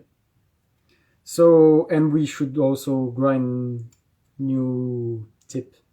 When you do so, for me, easiest way is like working like if you were on the sand belt, working like that on the stones already, like that, to reprofile, and then from there, okay, this is thicker because you have grinded. This is thinner, okay, so I'm gonna have to thin here, not here, and everything, Some people would start thinning almost the blade where there is already more thickness to make it straight at the beginning, and then after that it would mean this will go off because you have grind everything else. But I feel, for me, my way of doing is easier to like just reprofile and then make it better from there. Okay. So we're gonna use. There is 2 ways to reprofile like that with stones. What you will use is like Atoma, because that's what you have bought to flatten the stone. Mm-hmm.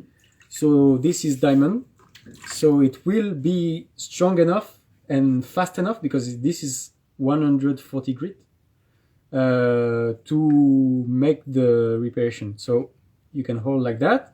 Mm-hmm. Don't push here, because it's not here that there is problem, it's here. Yeah. And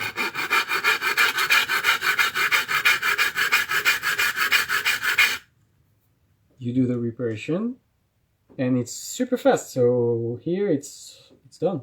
Yeah. I can make it maybe make it a bit better, but it's already 2 times better, and I've done 10 strokes. Okay, and then the tip, which is not really nice. Yeah.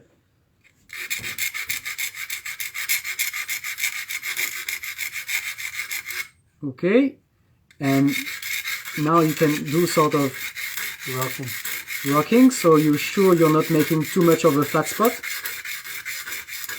And Atoma is really very fast to make that. So I got a nice profile, yeah. Can make it a little bit flatter. Okay, and if you want, it's also possible to work here to make maybe to kill a bit this belly to make it more thin, or to that. This is only aesthetic actually, yeah. But yeah, you can. Yeah, well, it looks much better already. Yeah, than it was. So now we have just work there. We can maybe work with a thinner grit to make it like all nice and good. So this is 400 grit. This was 140. So gentle, so we don't kill everything. Okay, and we check, and it's nice. Okay, and now we have a nice profile, but we are thick here, a bit thin here, a bit thick here. Tip is super thin, so yeah. It's almost don't need thin, but well, we're gonna do it a bit. And while we are at it, we could work a bit here. Why not? Like, I'm putting where there is some work space to do. Yep.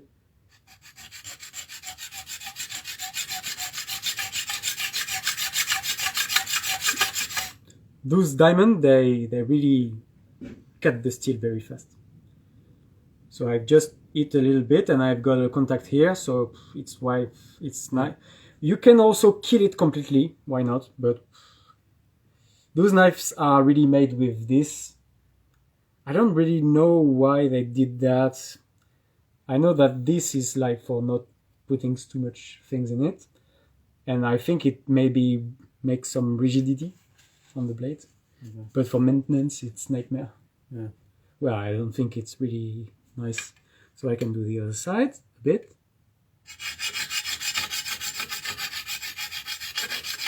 And what I'm doing with the 400 grit, all those parts could be polished with stones until 6,000 grit if you want it nice and shiny. Yeah, but it's not it's a working kind of a knife. So now we are good, and now we should start a bit of thinning job. We're gonna check a bit the blade with 400 grit.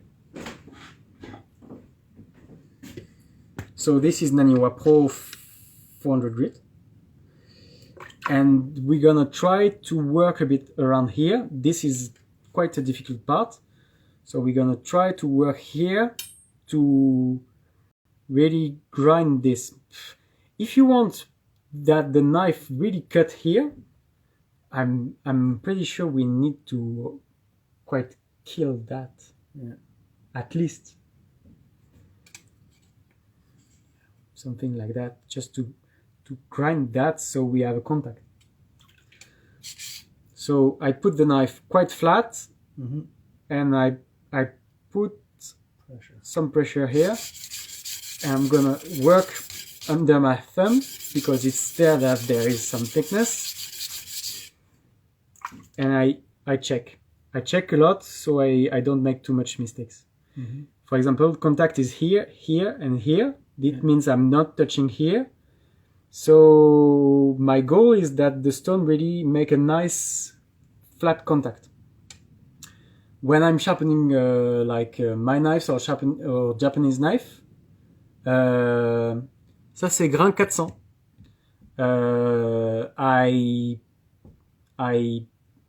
I don't have that shit. Yeah. And it's far easier. But well, let's work with this. it's nice also for me to learn how to deal with it.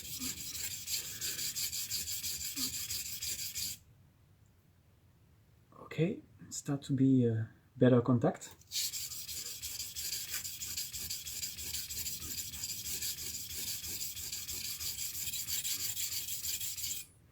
And this is 400. I have coarser stone, but I go nice and easy because it's not my knife. Oh, you can go mad on that one.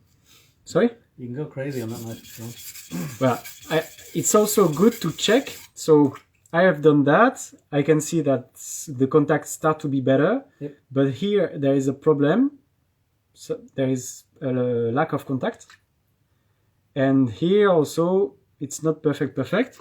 I can put the blade little bit flatter with avoiding this to see a bit how behave the blades under the stone. So I'm pretty flat, and it's just helping you to have a view. Yep. Where there is contact, it means it's high spot, and where there is no contact, it means it's low. When you're thinning, that means you have to work the high to reach the low. If your idea is like to make this knife geometry perfect, you need to know what sort of geometry you want, convex, flat, and everything, and then grind until you have erased all low. This is for maintenance. It means when you will have reached every low spot and you will have flattened the surface, it means maintenance will be almost perfect, almost the most easy, because you will never have like weirdly a lack of material on the knife when you sharpen it. Like this one, if I'm sharpening quite strongly, I can be sure that, for example, this one and here or here, there will be a lack of material. That means the bevel will be like larger, larger, and it's like all little things that make maintenance like really less enjoyable. Yeah. So if you take the time to really thin, it makes like all the rest better. But it's super big job, and you have to know that it's quite big job. So we have made like a sort of geography of the blade, and if we want to go faster, we should go lower grit. So we're gonna work with Debado. Stones everywhere. And you would use a whetstone instead of diamond stone for thinning, just because they would wear. Okay. They hold quite nice on the stone when you flat. They can kill. If you are only flattening 180 grit, they will be killed also. Yeah. But they stay long. But if you like flatten first, it's not that really nice feeling. Then the scratches will be very deep, and also, it wears. This wears, of course, but it doesn't stop cutting until you reach the end of the stone. This will just stop cutting. Yeah. Okay. I think working here, killing a bit of this, is still a good idea. So I'm gonna help me a bit, just working a bit here. So at least I will have a bit less material to be bothered.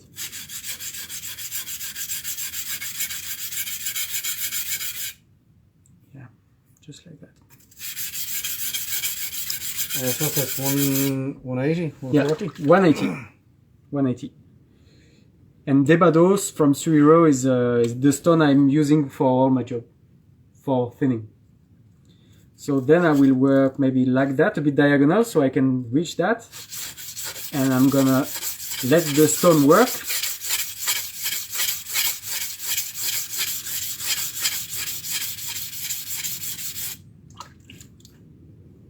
So I'm working diagonal, so we can see it's working, but I haven't touched already there. Yeah. I'm working here. We may not finish the knife completely, but we will make it quite a nice work already.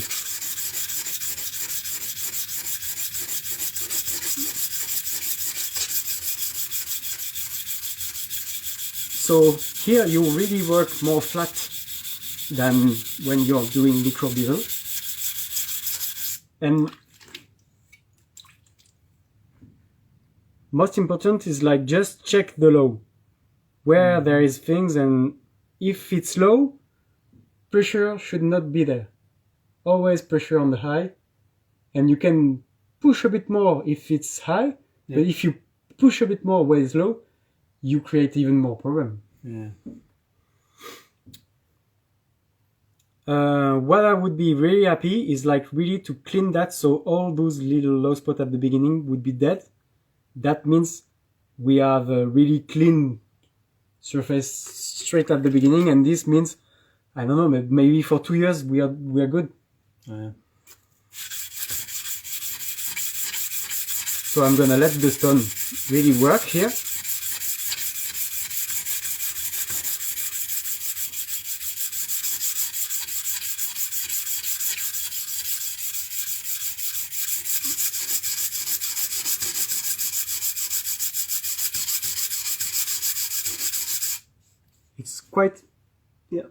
It's quite eating the stone because the surface is uneven.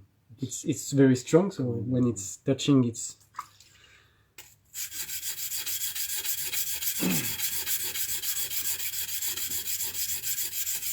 but I feel it start to be really better.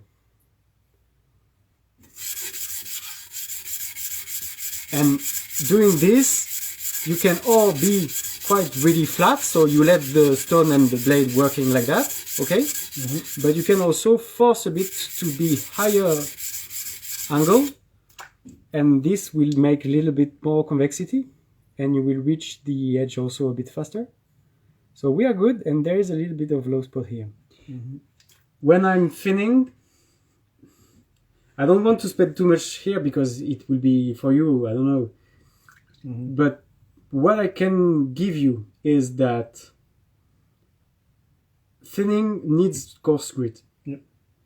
With 1000 you will do almost nothing. Yep. I think it's better to have some scratches on your knife, but nice clean geometry, easy maintenance, than having really all wobbly and okay, it's hidden, but it's not that nice. And then the other thing would be when you're working thinning, there is a different effect when you're changing the angle. It means you're not quite doing the same type of grind when you're doing perpendicular and when you're doing longitudinal. When you're doing perpendicular, you generally succeed to do a better job at nice convexity like that.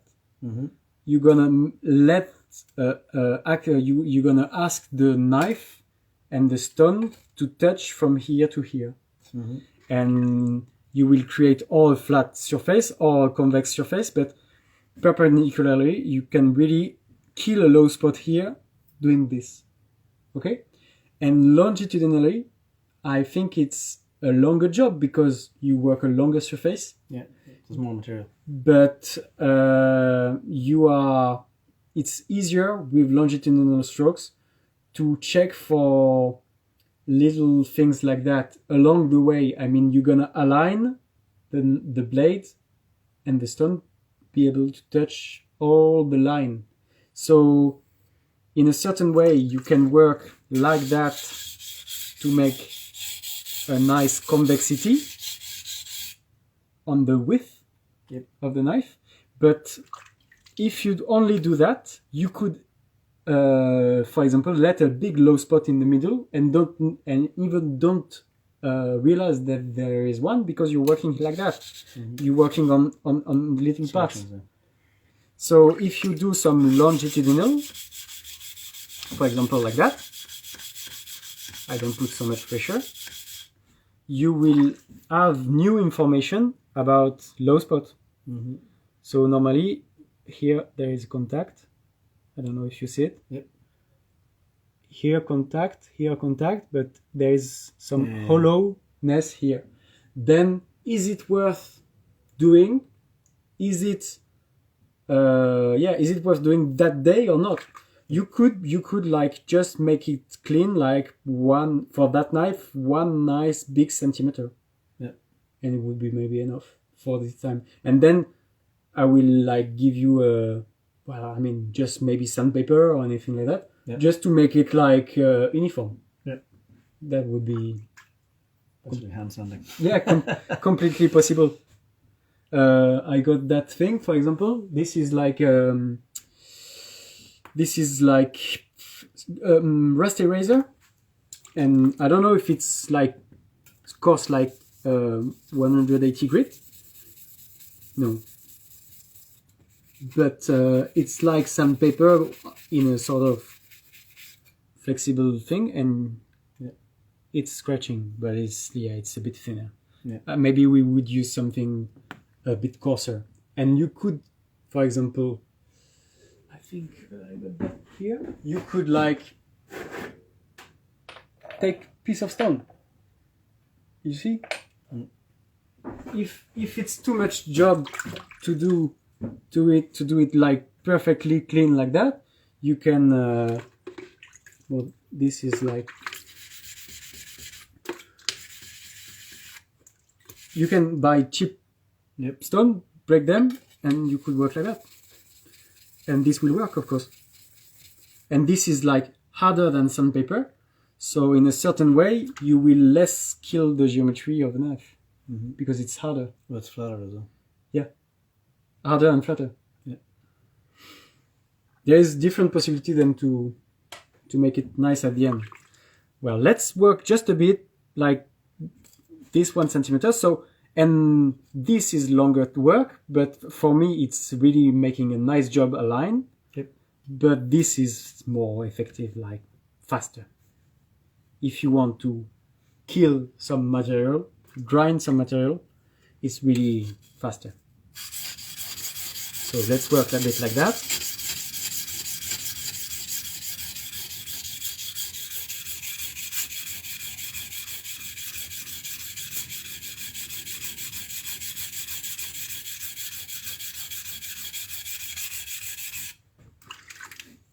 So I'm pushing quite hard around here to avoid pushing too much here, because those knives will be always low here. Yeah.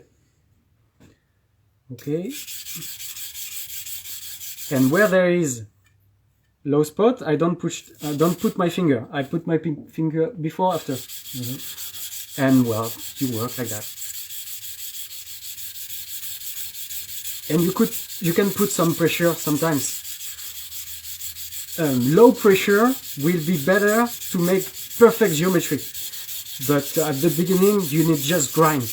Yep.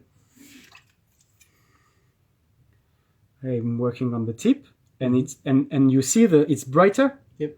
Because there is more contact, and there is a low spot here. Yep. Where the steel is a little bit gray, it means it's less hard. It's badly quenched. That could happen. Yep. Or it's the contact with the stone, which is just a bit lower. And if at the end of your work you can do like light pressure on your knife like that and have it all shiny, it means the contact is good. But this will be always a problem. Yep. If we want to make like perfect nice geometry, I would grind it. You have to grind it off. Yeah, it's just those knives are not made to make it like perfect geometry. Anyway. So yeah, we can work a bit like that.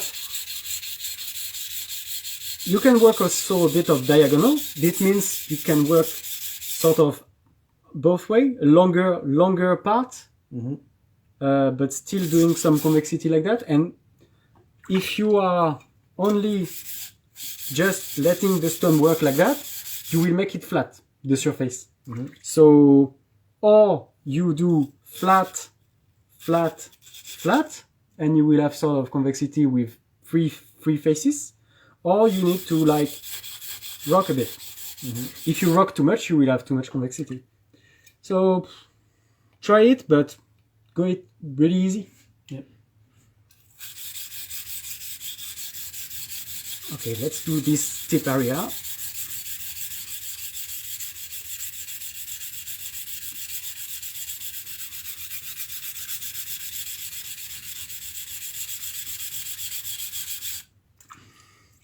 And actually, if you succeed to have a constant scratch pattern, it will be nice, even with 180 grit.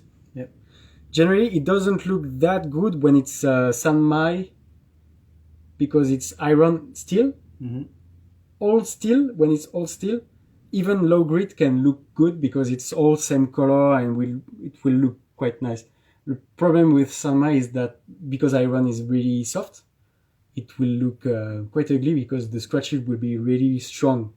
You will need to be at least at maybe 1K or 800 to be a bit more refined.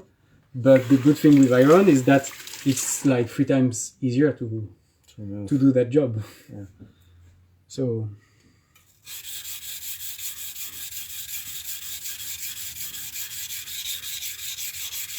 when you're doing repair work like that, would you normally do 180 and then jump to 1,000, or do you do 180, 400? For when I'm doing my job, like you were looking at the little knife I was starting. It's a bit of a mess, but it will be nice. I'm making all surface perfect. So what I wanted to do is like all the back, because it will be a white bevel. It means this flat and then a white bevel. So I've started to do the back. It means I'm making this surface perfectly flat, and it is now. But making this flat surface, you can see that it grinds right until here. So now I need to grind this to reach to go up then. But it's better to do this way, because if you do all the work here and this is not flat, then you will make it flat and it will be a mess. So well. And what I would do is like 180 grit, 400 with that diamond plate, 400 with that stone, because it's complementary, and then 1K, 3K, and then like two finishing stone for the good look. Good look is like this one it's finished. There is some dust, but I can't touch it so much. But this is like all clean bevel.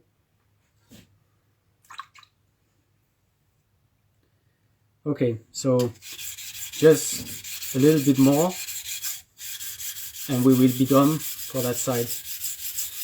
It will not be like that perfect, but if you do that bit by bit and take the time to do it, like maybe 20 minutes after within each session, at the end of the year you will have all clean. Or you can do it once for good. There is a low spot here. Stone is not touching perfectly, but because I got quite a thick tip, because we thin a bit the profile, I should put my finger on the tip and just grind it.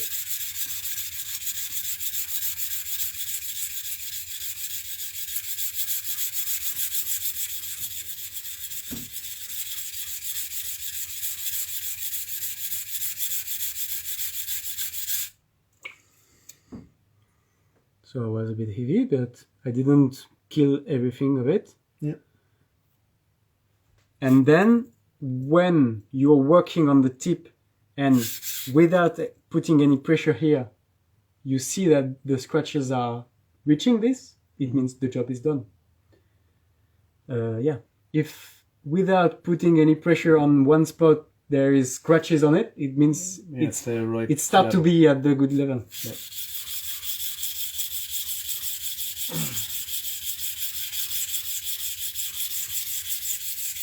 The only thing you have to remember about that sort of work is like longitudinal will not do exactly the same job as perpendicular. Yeah. And do both. Do both, yeah. Do both and compare and yeah, you will learn a lot crossing, because now, for example, all my scratches. Let's do a longitudinal line like that, okay? Mm-hmm. So I got some information. I can see that it's touching like that. You see? Yep. Okay. And now I'm doing like a light stroke perpendicular, and this will give me a lot of information. It will tell me where it touch. It touch here, it touch here, and it touch here. Yeah. And this is more information to do the job. Yeah. So cross. It's super easy to have information. And of course, it means that the stone is a bit flat. If not, it will touch weirdly, and you will have wrong information.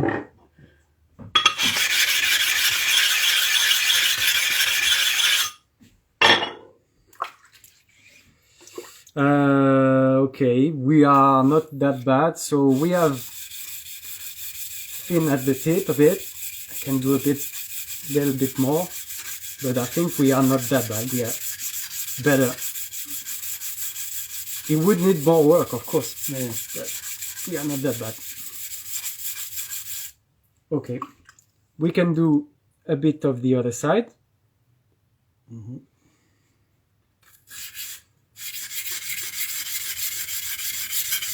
I'm first killing the material here.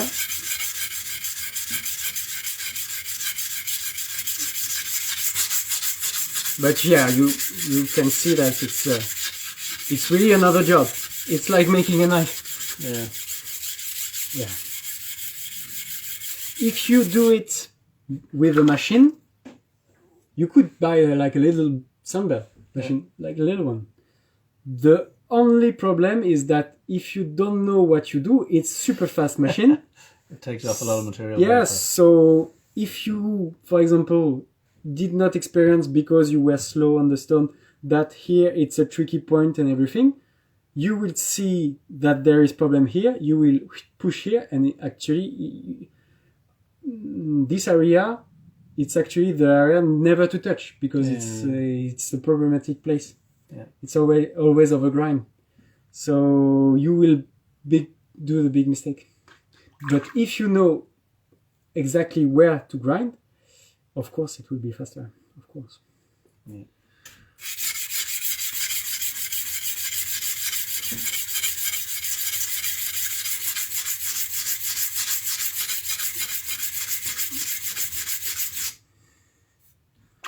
It's really a shitty place. Yeah. Maybe we should have like just kill it with the diamond stone straight. Like you work like that and just kill it. If you want to work with stone, this is really not bad knife to pick. Yeah. But well, it's also interesting to give it a try. And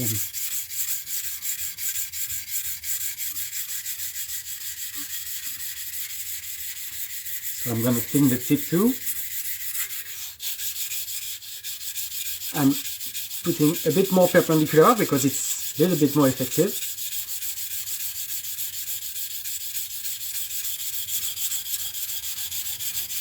So the stones you use, are they all Japanese? Yeah, most of them. I mean, all those synthetic are Japanese. I got some few American made stone, but I think they're they are like brand is American, but they are made in Japan. Okay. Because knowledge and factory are in Japan. And they're all synthetic, you said? Most of them are synthetic. All is synthetic. Okay. Yeah. And these are my naturals. And naturals, they are used for finishing, polishing my knives. Okay. They are after the 3K stone polishing with synthetic or 5K. I finish with 5K. I would use this to get a special effect because synthetic can't really do the similar work as the natural. Natural will be like more detail, more nice steel, like it's more hazy, like scratchless finish, a bit like whitish, but yeah, okay. And kind of synthetic are really like shiny. If you take a 5K synthetic, it will be like really shiny. With natural, you will have really something like a bit more blurry, but so it will be scratchless finish, and so largely more pleasant to the eye. Yeah. More. How you say that? Doux. Soft. Yeah. Soft, not finish. And well, there is a lot of other advantage because you can break details in the steel. You can have a better feedback on the stone. You can also have stone that they hold together longer than synthetic in the same grit. I think synthetic in the same grit are generally softer, and so yeah, they will keep longer. You will keep your stone longer. They are less grinding material. Yeah. If you more finishing, more polishing, more. Yeah. But you can use them also for sharpening, but you have to know that. Means like if you take Naniwa Pro 3K and sort of like Mikawa Nagura, which should be about 3K, and you do a speed test together, well, some like really super great Japanese would be as good, but most of them should be a little bit slower. Just because it's natural, it's not like only pure abrasive. Natural is like just stone. There is abrasive in it, but it's not like concentrated. Yeah. Okay, so we have done some little job on this one. And you're gonna finish it at home. Almost. Okay. And this side is alright. I mean, it's touching everywhere, so it's quite nice. Right. What we can do is like we already so thin a bit everything. What I can do would be maybe to make a sort of finish. Would be because I need to work this way because I can't touch. I can do sort of finish maybe like that. And if it's not good enough, we're gonna refine it with a slightly thinner stone. So là, if I want to make it like a nice finish, I need to just keep the scratch pattern the best I can. Mm-hmm.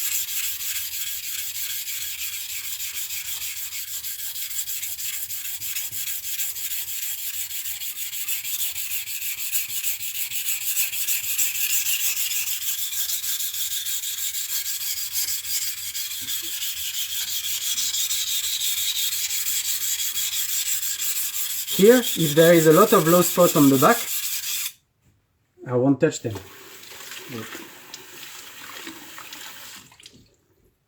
Yeah. It's hollow. But well, it's okay. Yeah.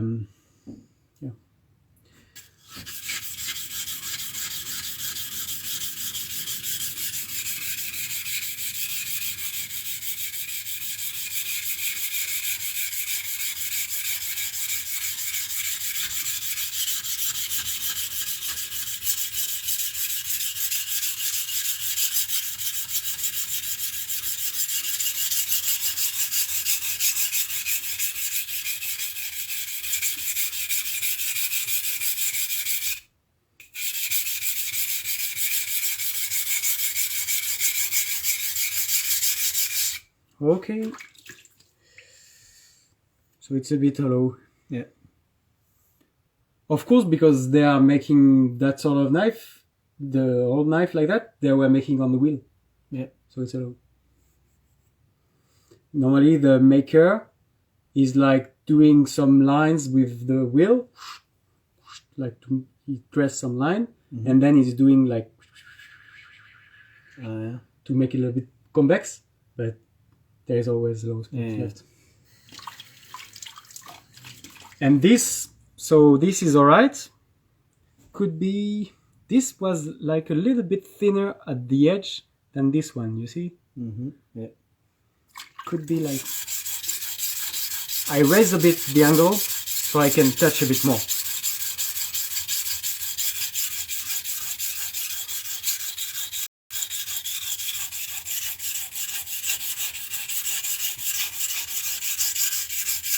Okay.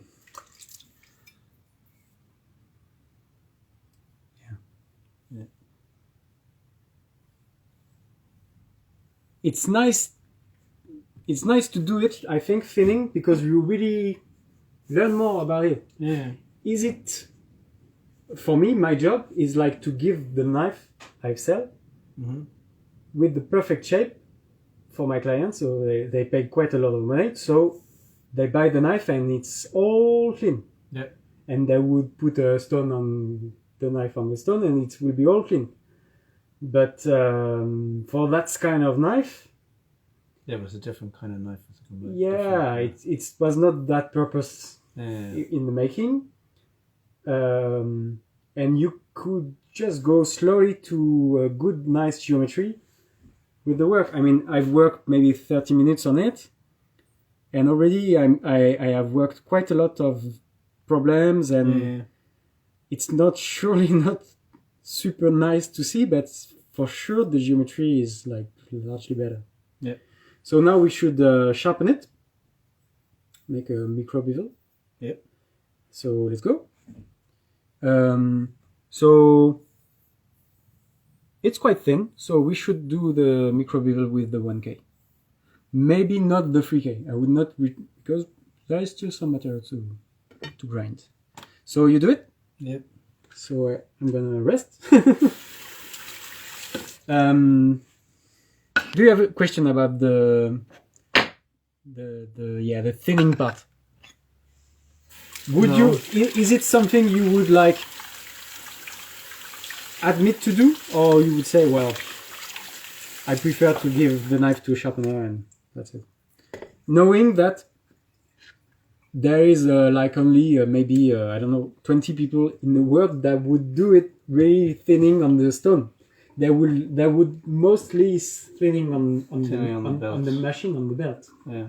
Meaning they will thin, but they won't give the good geometry.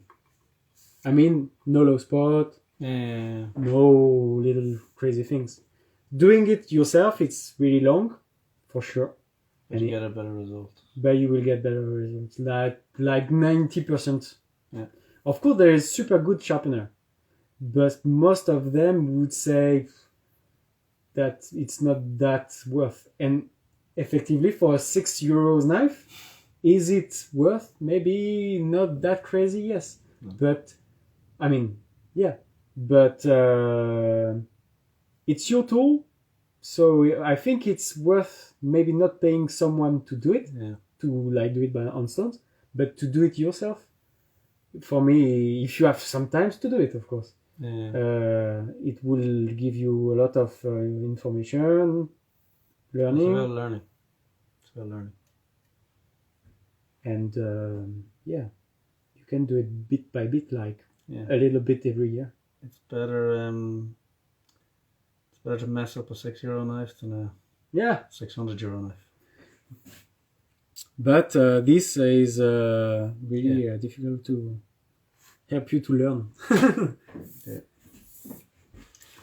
And we can clean the knife then with like sandpaper or something like that if you prefer it like more refined. Okay, so do the other side first maybe. So problem with this knife is like there is this. Yep. So it'll catch. So you have to put it here, and is this like what is it? 15 degrees? Yep. Maybe not. So maybe you can raise a bit. Mm-hmm. So it will be about like that, and you have to avoid. No, you have to take it too. I'll take it too. Yeah, because if you avoid, you will make this little hollow thing for sure. Best would be, I think, to succeed that the stone, kill it. Actually, this is 400, but let's do 400. Do 400? Sorry? Let's do 400. 400. It means this is coarser grid than we used just before. Okay. But because there is quite some material, and what I didn't say just before, like 1 hour ago, the faster you sharpening your knife, actually for a beginner, the easier it will be. Because if it takes too much time, there is too much time, so you can lose your angles. Okay. All right? Yep. So I say it's good to avoid eating too much material, so to use a thinner grid stone at the beginning and everything like that. It's true and untrue. It means if you are not that good at sharpening, sometimes it could be nice to take the 400 because it's faster. And so if it's faster, you will keep your angle. Okay. You see? Yep. You have to do that sort of experience with your knives and see if it's better. If you use your 400 and it gives better results, do it. But if you mess it up, it's better to try the 1K. It will be slower, but okay. So is that angle okay? Yeah. So try like really rectify this until it touches really well, so you can check a bit quite often to see if it's doing the right job. I can see you working here, you see? Yeah, it's not working here. But yeah, so put a little bit more contact.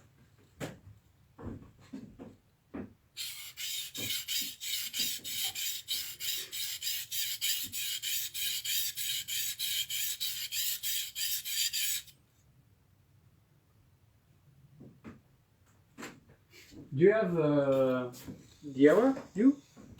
It's on my phone, but it's impossible to see. All right. Oh, Jesus. Well, it was, of course, the time is running. Always. Yeah.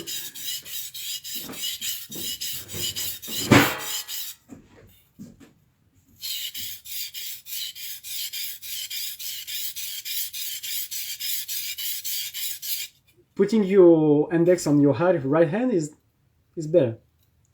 Or is it wrong for you? It feels maybe... No, it's okay. Yeah.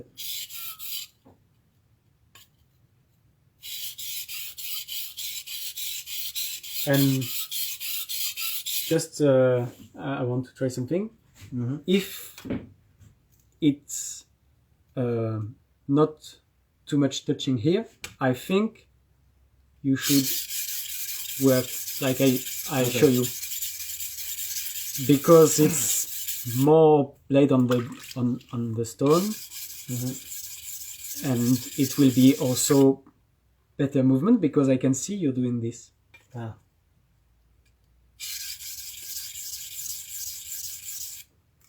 And yeah, check the blade because we have already some burr here.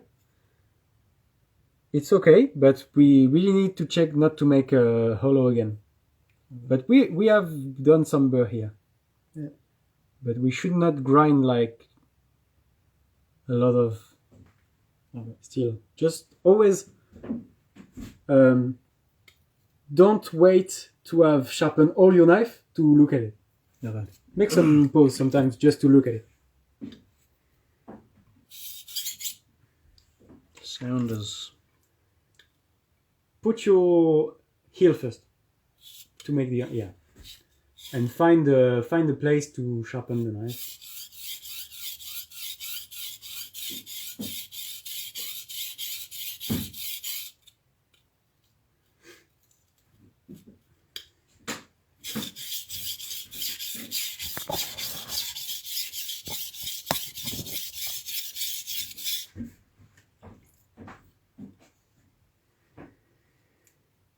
So, looking good or looking weird? I think it's looking okay. It's going fast because it's 400. Yeah. So it's interesting you try that too.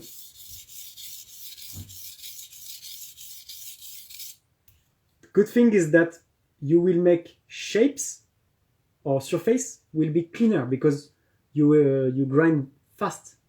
You see what I mean? Yeah.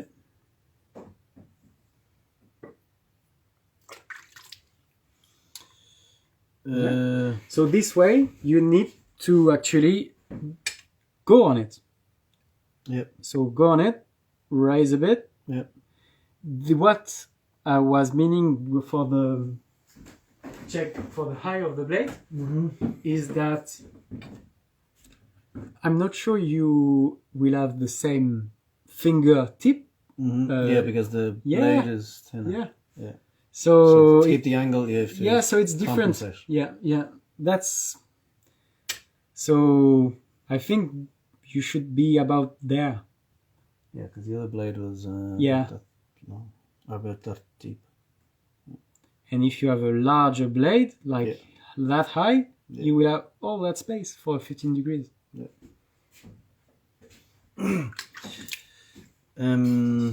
So yeah, and insist a bit with this on the stone, so you're sure you are rectifying that part to really touch everywhere.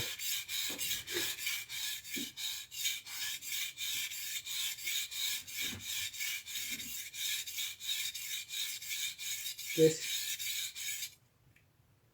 Yeah, gesture is good.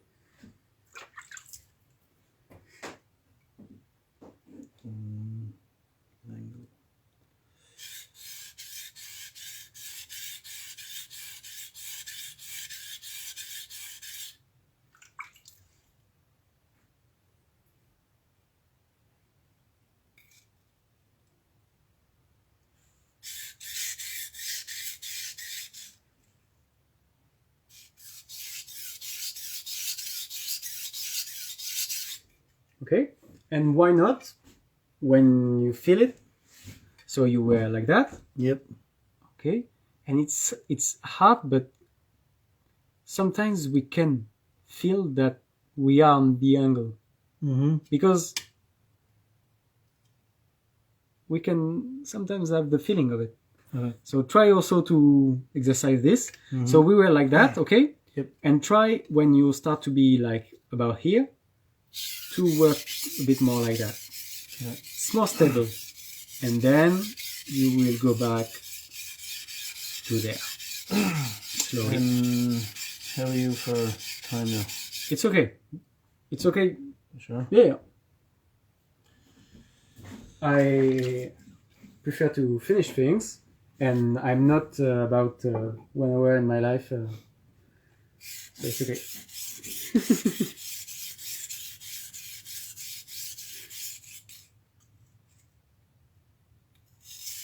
And then with that? Yeah. Yeah, and this movement is rising a bit. Oh yeah, rising a bit. Because there is a bit of convexity this way. If it was all flat, all dead flat, you would have your tip touching here. Yeah. But it's not. Single bevel. They are. I mean, it's almost touching if it's well made. But because there should not be convexity this way. So it's possible to be flat and have the curve. But it's just mean that if you have two dead flat bevel, they come in. That would mean you will have no taper, for example. Yeah. Or you will have a super strong taper. So it would feel wrong for a knife. That's why you can do one, but you can't do both sides perfect flat. Or you would not have a tip, something like that. There is something like that. Okay, so work like that, and then when you can, like that. For me, it's better, easier. And then raise a bit.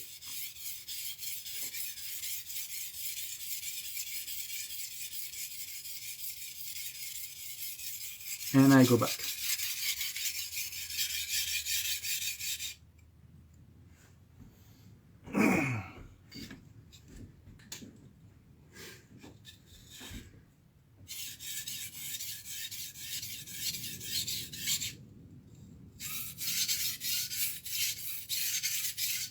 Sound is okay? Yeah, yeah.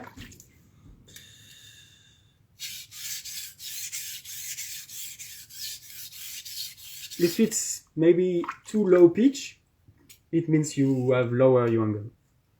Maybe. Should be normally crystalline with it. Your tip is not touching, so you need to raise a bit. Yeah, better. And use the length of the stone, so you're sure not to jump out of it. You're sure to be in it.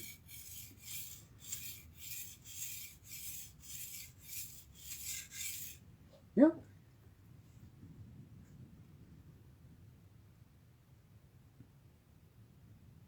So, do you have a burr?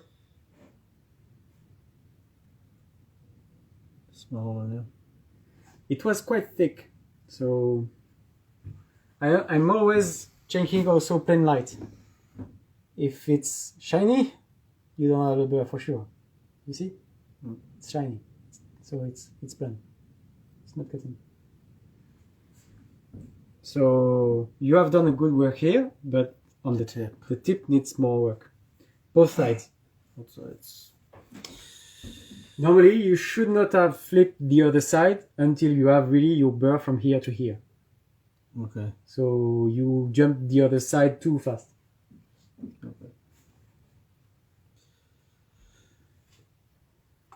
So start again like if it was at the beginning. So from here and the heel.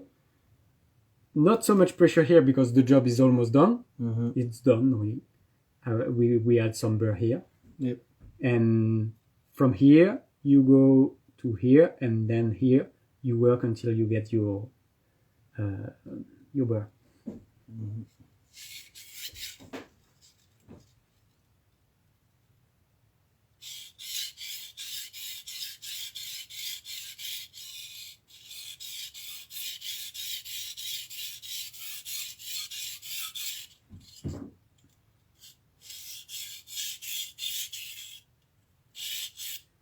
Be lengthwise movements, strokes, yeah.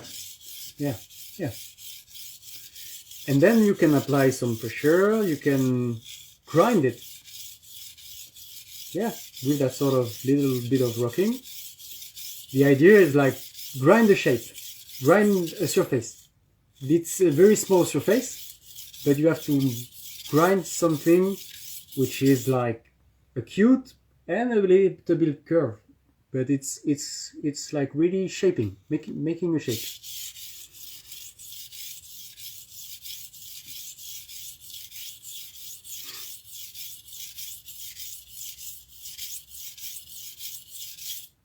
Nice. It's better. Do you have a burr?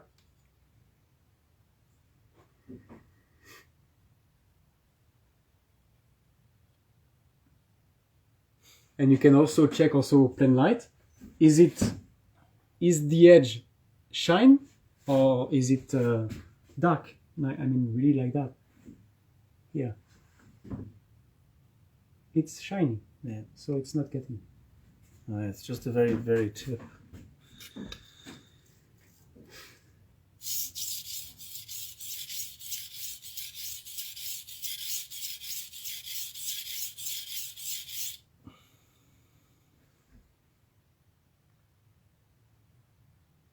That's because we thin the profile, so there is a bit more material. I thin also the sides, but not enough to make it like super thin.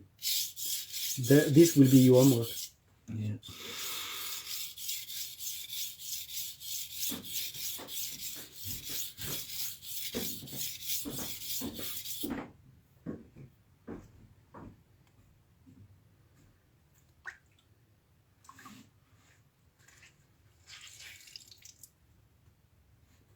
Okay, I'm feeling a small bit of a burr there now.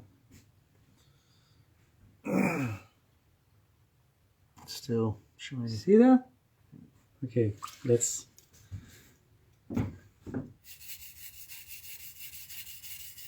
It's really like you want to. I put my finger on it and I grind the material. Of course, it will be a large bevel, but I have killed it. It's just because I know where pressure to put. Yeah. It's, you see, you will learn it very fast. And also, I'm not afraid. I'm not afraid to do wrong because I got experience. Yeah. It's just that. So you see, quite steady, and grind is like strong. Not overdoing it, but putting some nice contact. You make it nice shape. Not. Yeah. And when I'm grinding on the big wheel to make the first shape, it's the same. If I'm afraid to grind, I will do. I will have nothing clear. So I have to. At the beginning, it was very hard, but now it's okay. But so I have to like be confident and say, okay, let's go for that angle, plain one. Yeah. And if I do a mistake, yeah, it will be a big mistake, but it's the only way to make it nice and clear. Yeah. So we have a burr here normally, and yes, we have a nice one. And then, okay.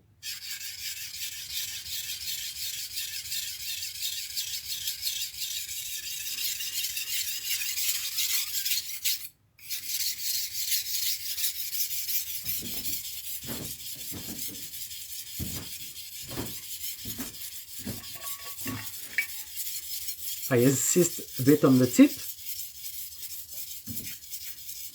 You see? Yeah. The movement? Yeah. And you can move your body too, to give you space to move your arm. Like that. Yeah. And then I go back and put my body a bit more straight.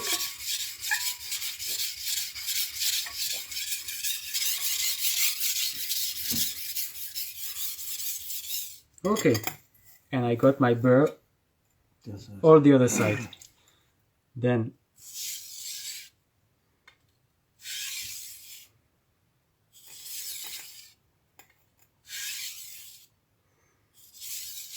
it's sometimes harder to deburr on coarser grit.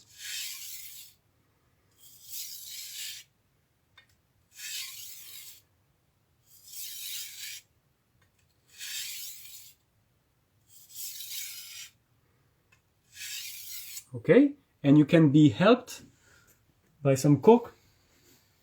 You put your edge on it, no pressure, just put it on it because it's soft material. It will grab a burr that is not easy to come off. Oh yeah, okay. And then a bit again.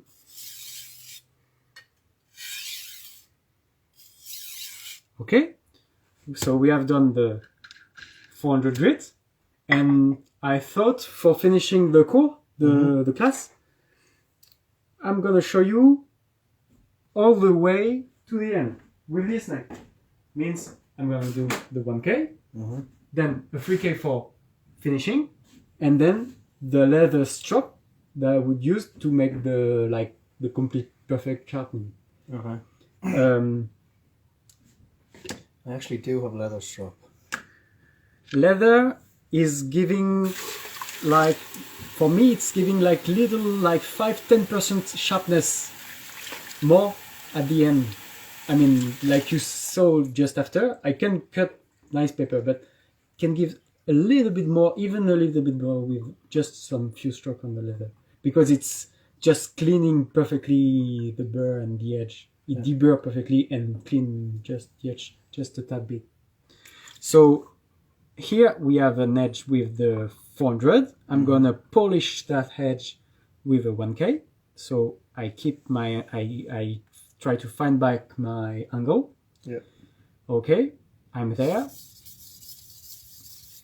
Okay, keeping that position for a bit, so I'm sure to grind well straight from the beginning, straight from the heel, and when I'm okay, I'm gonna go further away on the blade.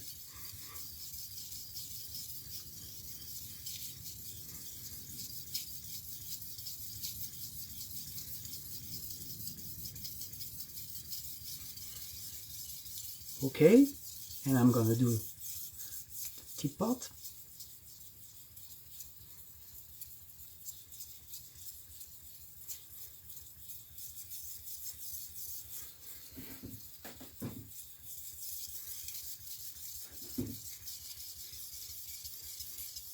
Okay, so should have a burr.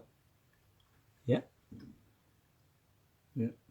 Small one, but it's nice. Yeah. It should not be bigger than that. I mean, in the perfect job would be not bigger than that. Okay. If you make too much burr or bigger burr, means you grind. You have grind a lot of material. Okay. You just basically need to do enough to make it. Sorry? You just have to do enough. Enough? Enough. Sorry. Yeah. Just to if you can feel something really subtle, it's enough. If you can feel it, it's enough. And on super fine stone, you will see, it's nearly impossible to feel it because it's so small. But yeah, I think you just need to watch a bit more. If you want perfect job, you need to look at it a bit more. Feel if it's sharp and nice, and if it's sharp and nice, it's enough. Okay, let's do that. So again, I stay at the heel a bit just because for muscle memory it gives the base, and also it's the part where it's a bit tricky with that knife. Yeah. And then I do the rest.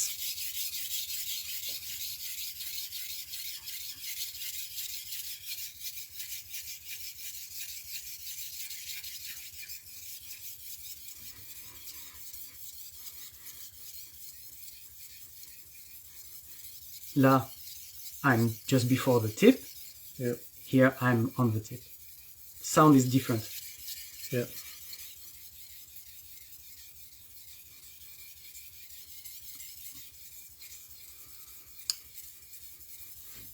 Yeah, when you're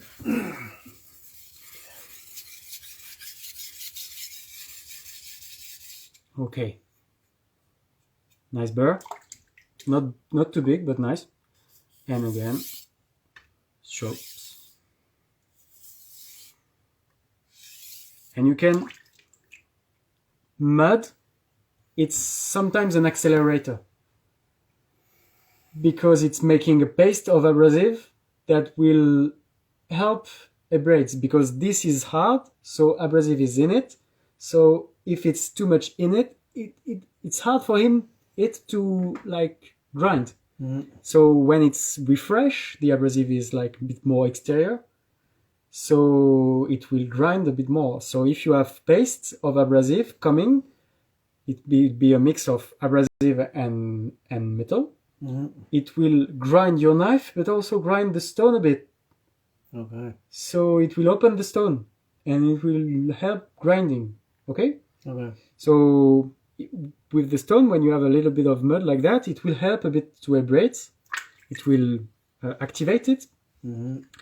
But when you want to finish the edge and have a clean edge, it means like if you were looking at microscope, it's without any burr and any weird scratches. Scratches, yeah. So you need to make it more clean, and so you would rinse the mud and get something more close, yeah, as a structure, as the abrasive structure, more close, so it will be cleaner. So final strokes could be done with the stone clean. Oh, final strokes are stone clean. Okay, yeah, that makes sense. Okay. So you have a clean surface. You don't have the mud which is making more abrasive, because you don't want to abrade now. Yeah, you finishing. want to polish, to deburr.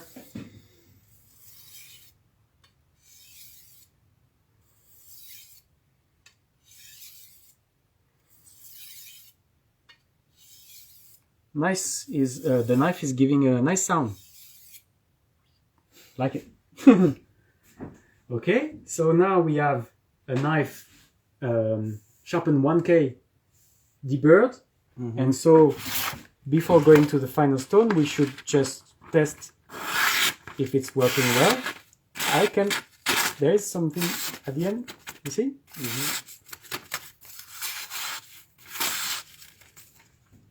So this, maybe it's a little bit of burr.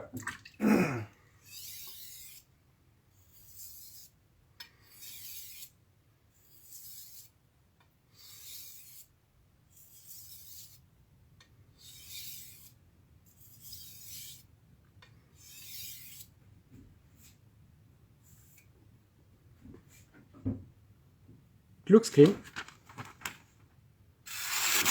but there is something. So it needs a little bit more sharpening.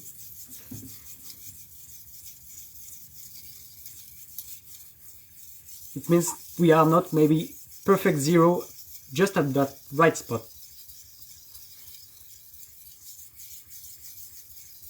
Okay. Is that kind of basically how you test your knives? Sorry? Is that how you test your knives? Yeah, and I'm also testing with that tissue paper. Oh yeah. Because it's super, super fine and soft. So if I can cut that, I can cut everything. Well, it's more, for me, a learning. Like if I can cut paper and then even that super thin paper, it's really telling me my skills are in the good way. Just a way to see. It's too much, but Yeah. it's funny. Yeah. Yeah, I think it's better. Still a bit not clean, but Yeah, but it's probably me. no.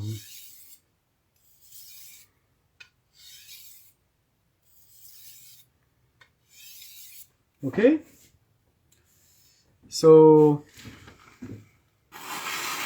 yeah, but I don't have as good as we had with the Japanese. Maybe the steel is not as good as Japanese, you know. But it's quite nice. Feels sharp. So now we're gonna do final stone.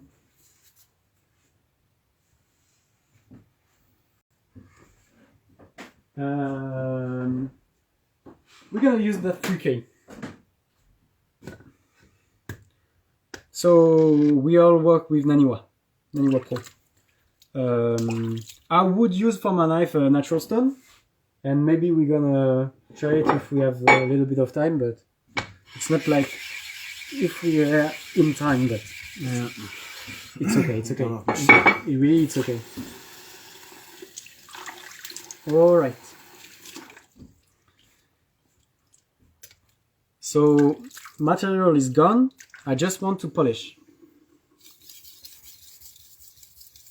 Naniwa 3K is a super nice stone as a finishing stone. Really advise it. It's good stone.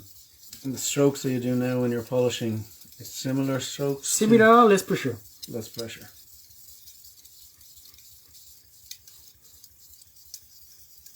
For me, although it's little sound, these are wrong. If I have more time and want best result, they should not be like little it means wash my hands. I'm a bit crazy about that, but for me it's, if you want to reach like super clean edge on a steel, it means that you are that meticulous. Cleaning blade, cleaning hands, cleaning stone, and you will see that that's just removing the seal and removing the abrasive, yeah? and this no more. Oh, yeah. It's just because there were some little particles. It's just grit contamination, we say. And now it's better. And this will give a cleaner, better edge. So if you hear everywhere with your finishing stone, it means there is a problem.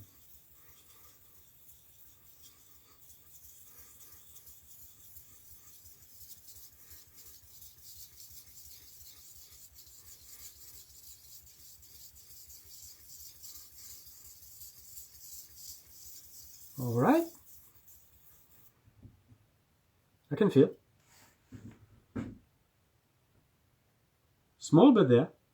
Yeah. Yeah. You can hear it even.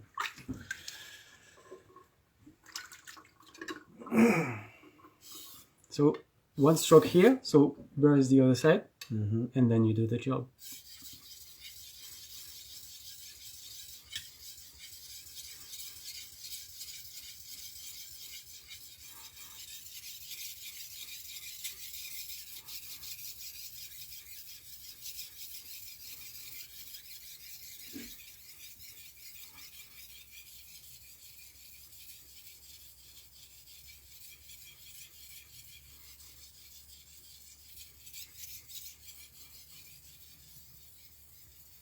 And when it's nice sound like that, it's perfect. Should be perfect. Okay. So we're gonna finish it. Cleaning the stone, cleaning the blade, and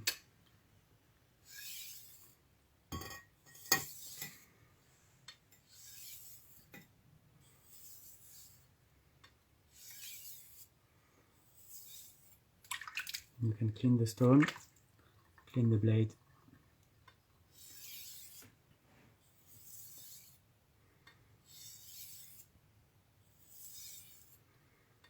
How long are you making knives? 10 years. 10 years. 10 years since last year, maybe. I start October 2011. So a bit more than 10 years now. And you always... No, I'm 1 year and 3 months or 4 months. 10 years and 3 months. 10 years and 10 months. And you're always doing it on stones, or it's only stones the last... I'm now about like a specialist of stone. Yeah. For knife making. Because I'm sharpening, but also polishing all my knives now on stone. I was making knives maybe 1 year without using the stone for sharpening, like sharpening on the sandbelt. Mm-hmm. And actually, it was just it's nicer story. I was like showing my first knives on the market, and they were not that good, but they were there. Mm-hmm. And someone tell, okay, I want to buy one, and how do I maintain them? I say, well, you should sharpen them maybe with stone. And he say, okay, how do you do it? And I was like, what? Because I say I never use a stone of my life. I don't know. I never tried. And it was crazy for me. Like, you just can't sell a knife if you don't know how to maintain it. Yeah. And if you don't know how to say to people how to maintain it. Okay. So from that market, I just say, okay, you do it well, you learn. Mm-hmm. Okay. That's why. If not, before that, like when I was children and everything, we were cooking with super dull knives. Oh yeah. My mother, she never sharpened a knife in front of me, never. My father a little bit, but he was steel. He was no, with like a stone, but for tools, like those shaped stones. But he was pepinierist, plant nursery or something like that. Yeah, nursery. Yeah. And so I've seen it sharpening some little serpette. Serpette is like curved knives. I've seen that, but kitchen knives never. Almost never. Oh, it was. Oh yeah, I meant to ask you. Can you? Well, maybe not the finishing ones, but these stones. Can you sharpen carbon steels and stainless, or only carbons? It's different for stainless. Materials are different, stainless and carbon, but you would use the same stone. You'd use the same stone, okay. The only difference is that stainless is like a little bit harder to grind. Mm-hmm. It feels really like you don't want to be grind by the material, even if it's like sometimes less hard. It's like super wear resistant. So it's longer. Deburr is longer because you like it doesn't really want to be deburred. Mm-hmm. So you really need that sort of little trick, and you can sometimes need to against edge trading or edge leading.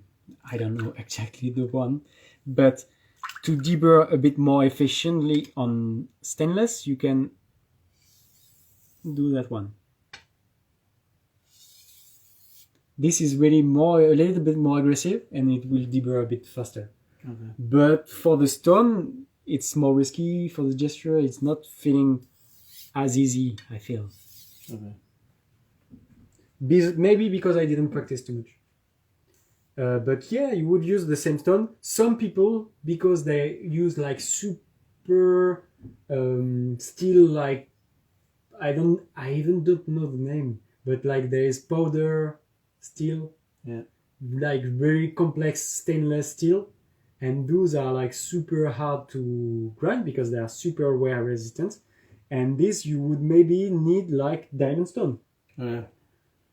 But yeah, most of the knife you have, no. Yeah, most of them are. Yeah, okay. Yeah. So we are good for this stone, and we should now just finish doing some again stropping on leather. So do I have I just want a clean surface to put the leather.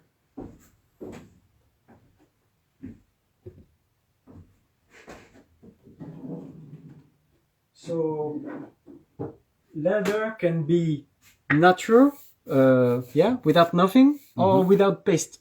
Oh yeah. I don't really use paste. I don't like it. Some people are using because it's faster. It's removing metal actually, because there is paste. There is abrasive. This is abrasive, but this is like I don't know, 10, 15K, something like that. It's super fine. You could put some paste on your leather for maintenance in your kitchen. Okay. Because it will grind a bit and make your knife again a little bit sharp. But for me, I would prefer go to my final stone, do some few strokes, and then on the leather. Depends on people. Yeah. So same gesture. I can't really do this because you'll catch. yeah. So I need to be like that more. You see, like the other way. Yeah.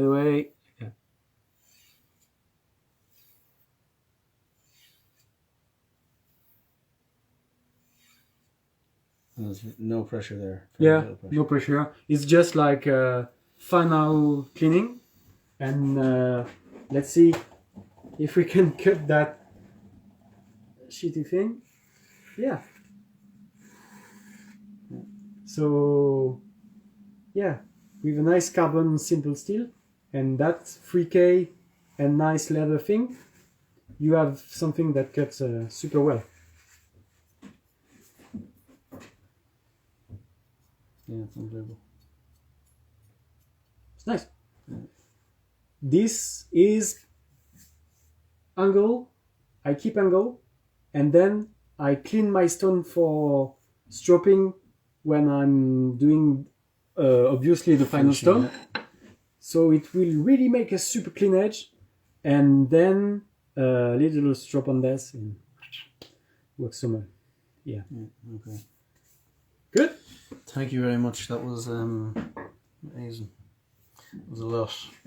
Yeah, there is so much information, and when I'm doing Forge course or Forge classes, again I'm speaking because so much information. Yeah. Because of course there is a lot of information. Yeah. But you have the basic stuff. Yeah, I just have to get a couple of my own stones and practice.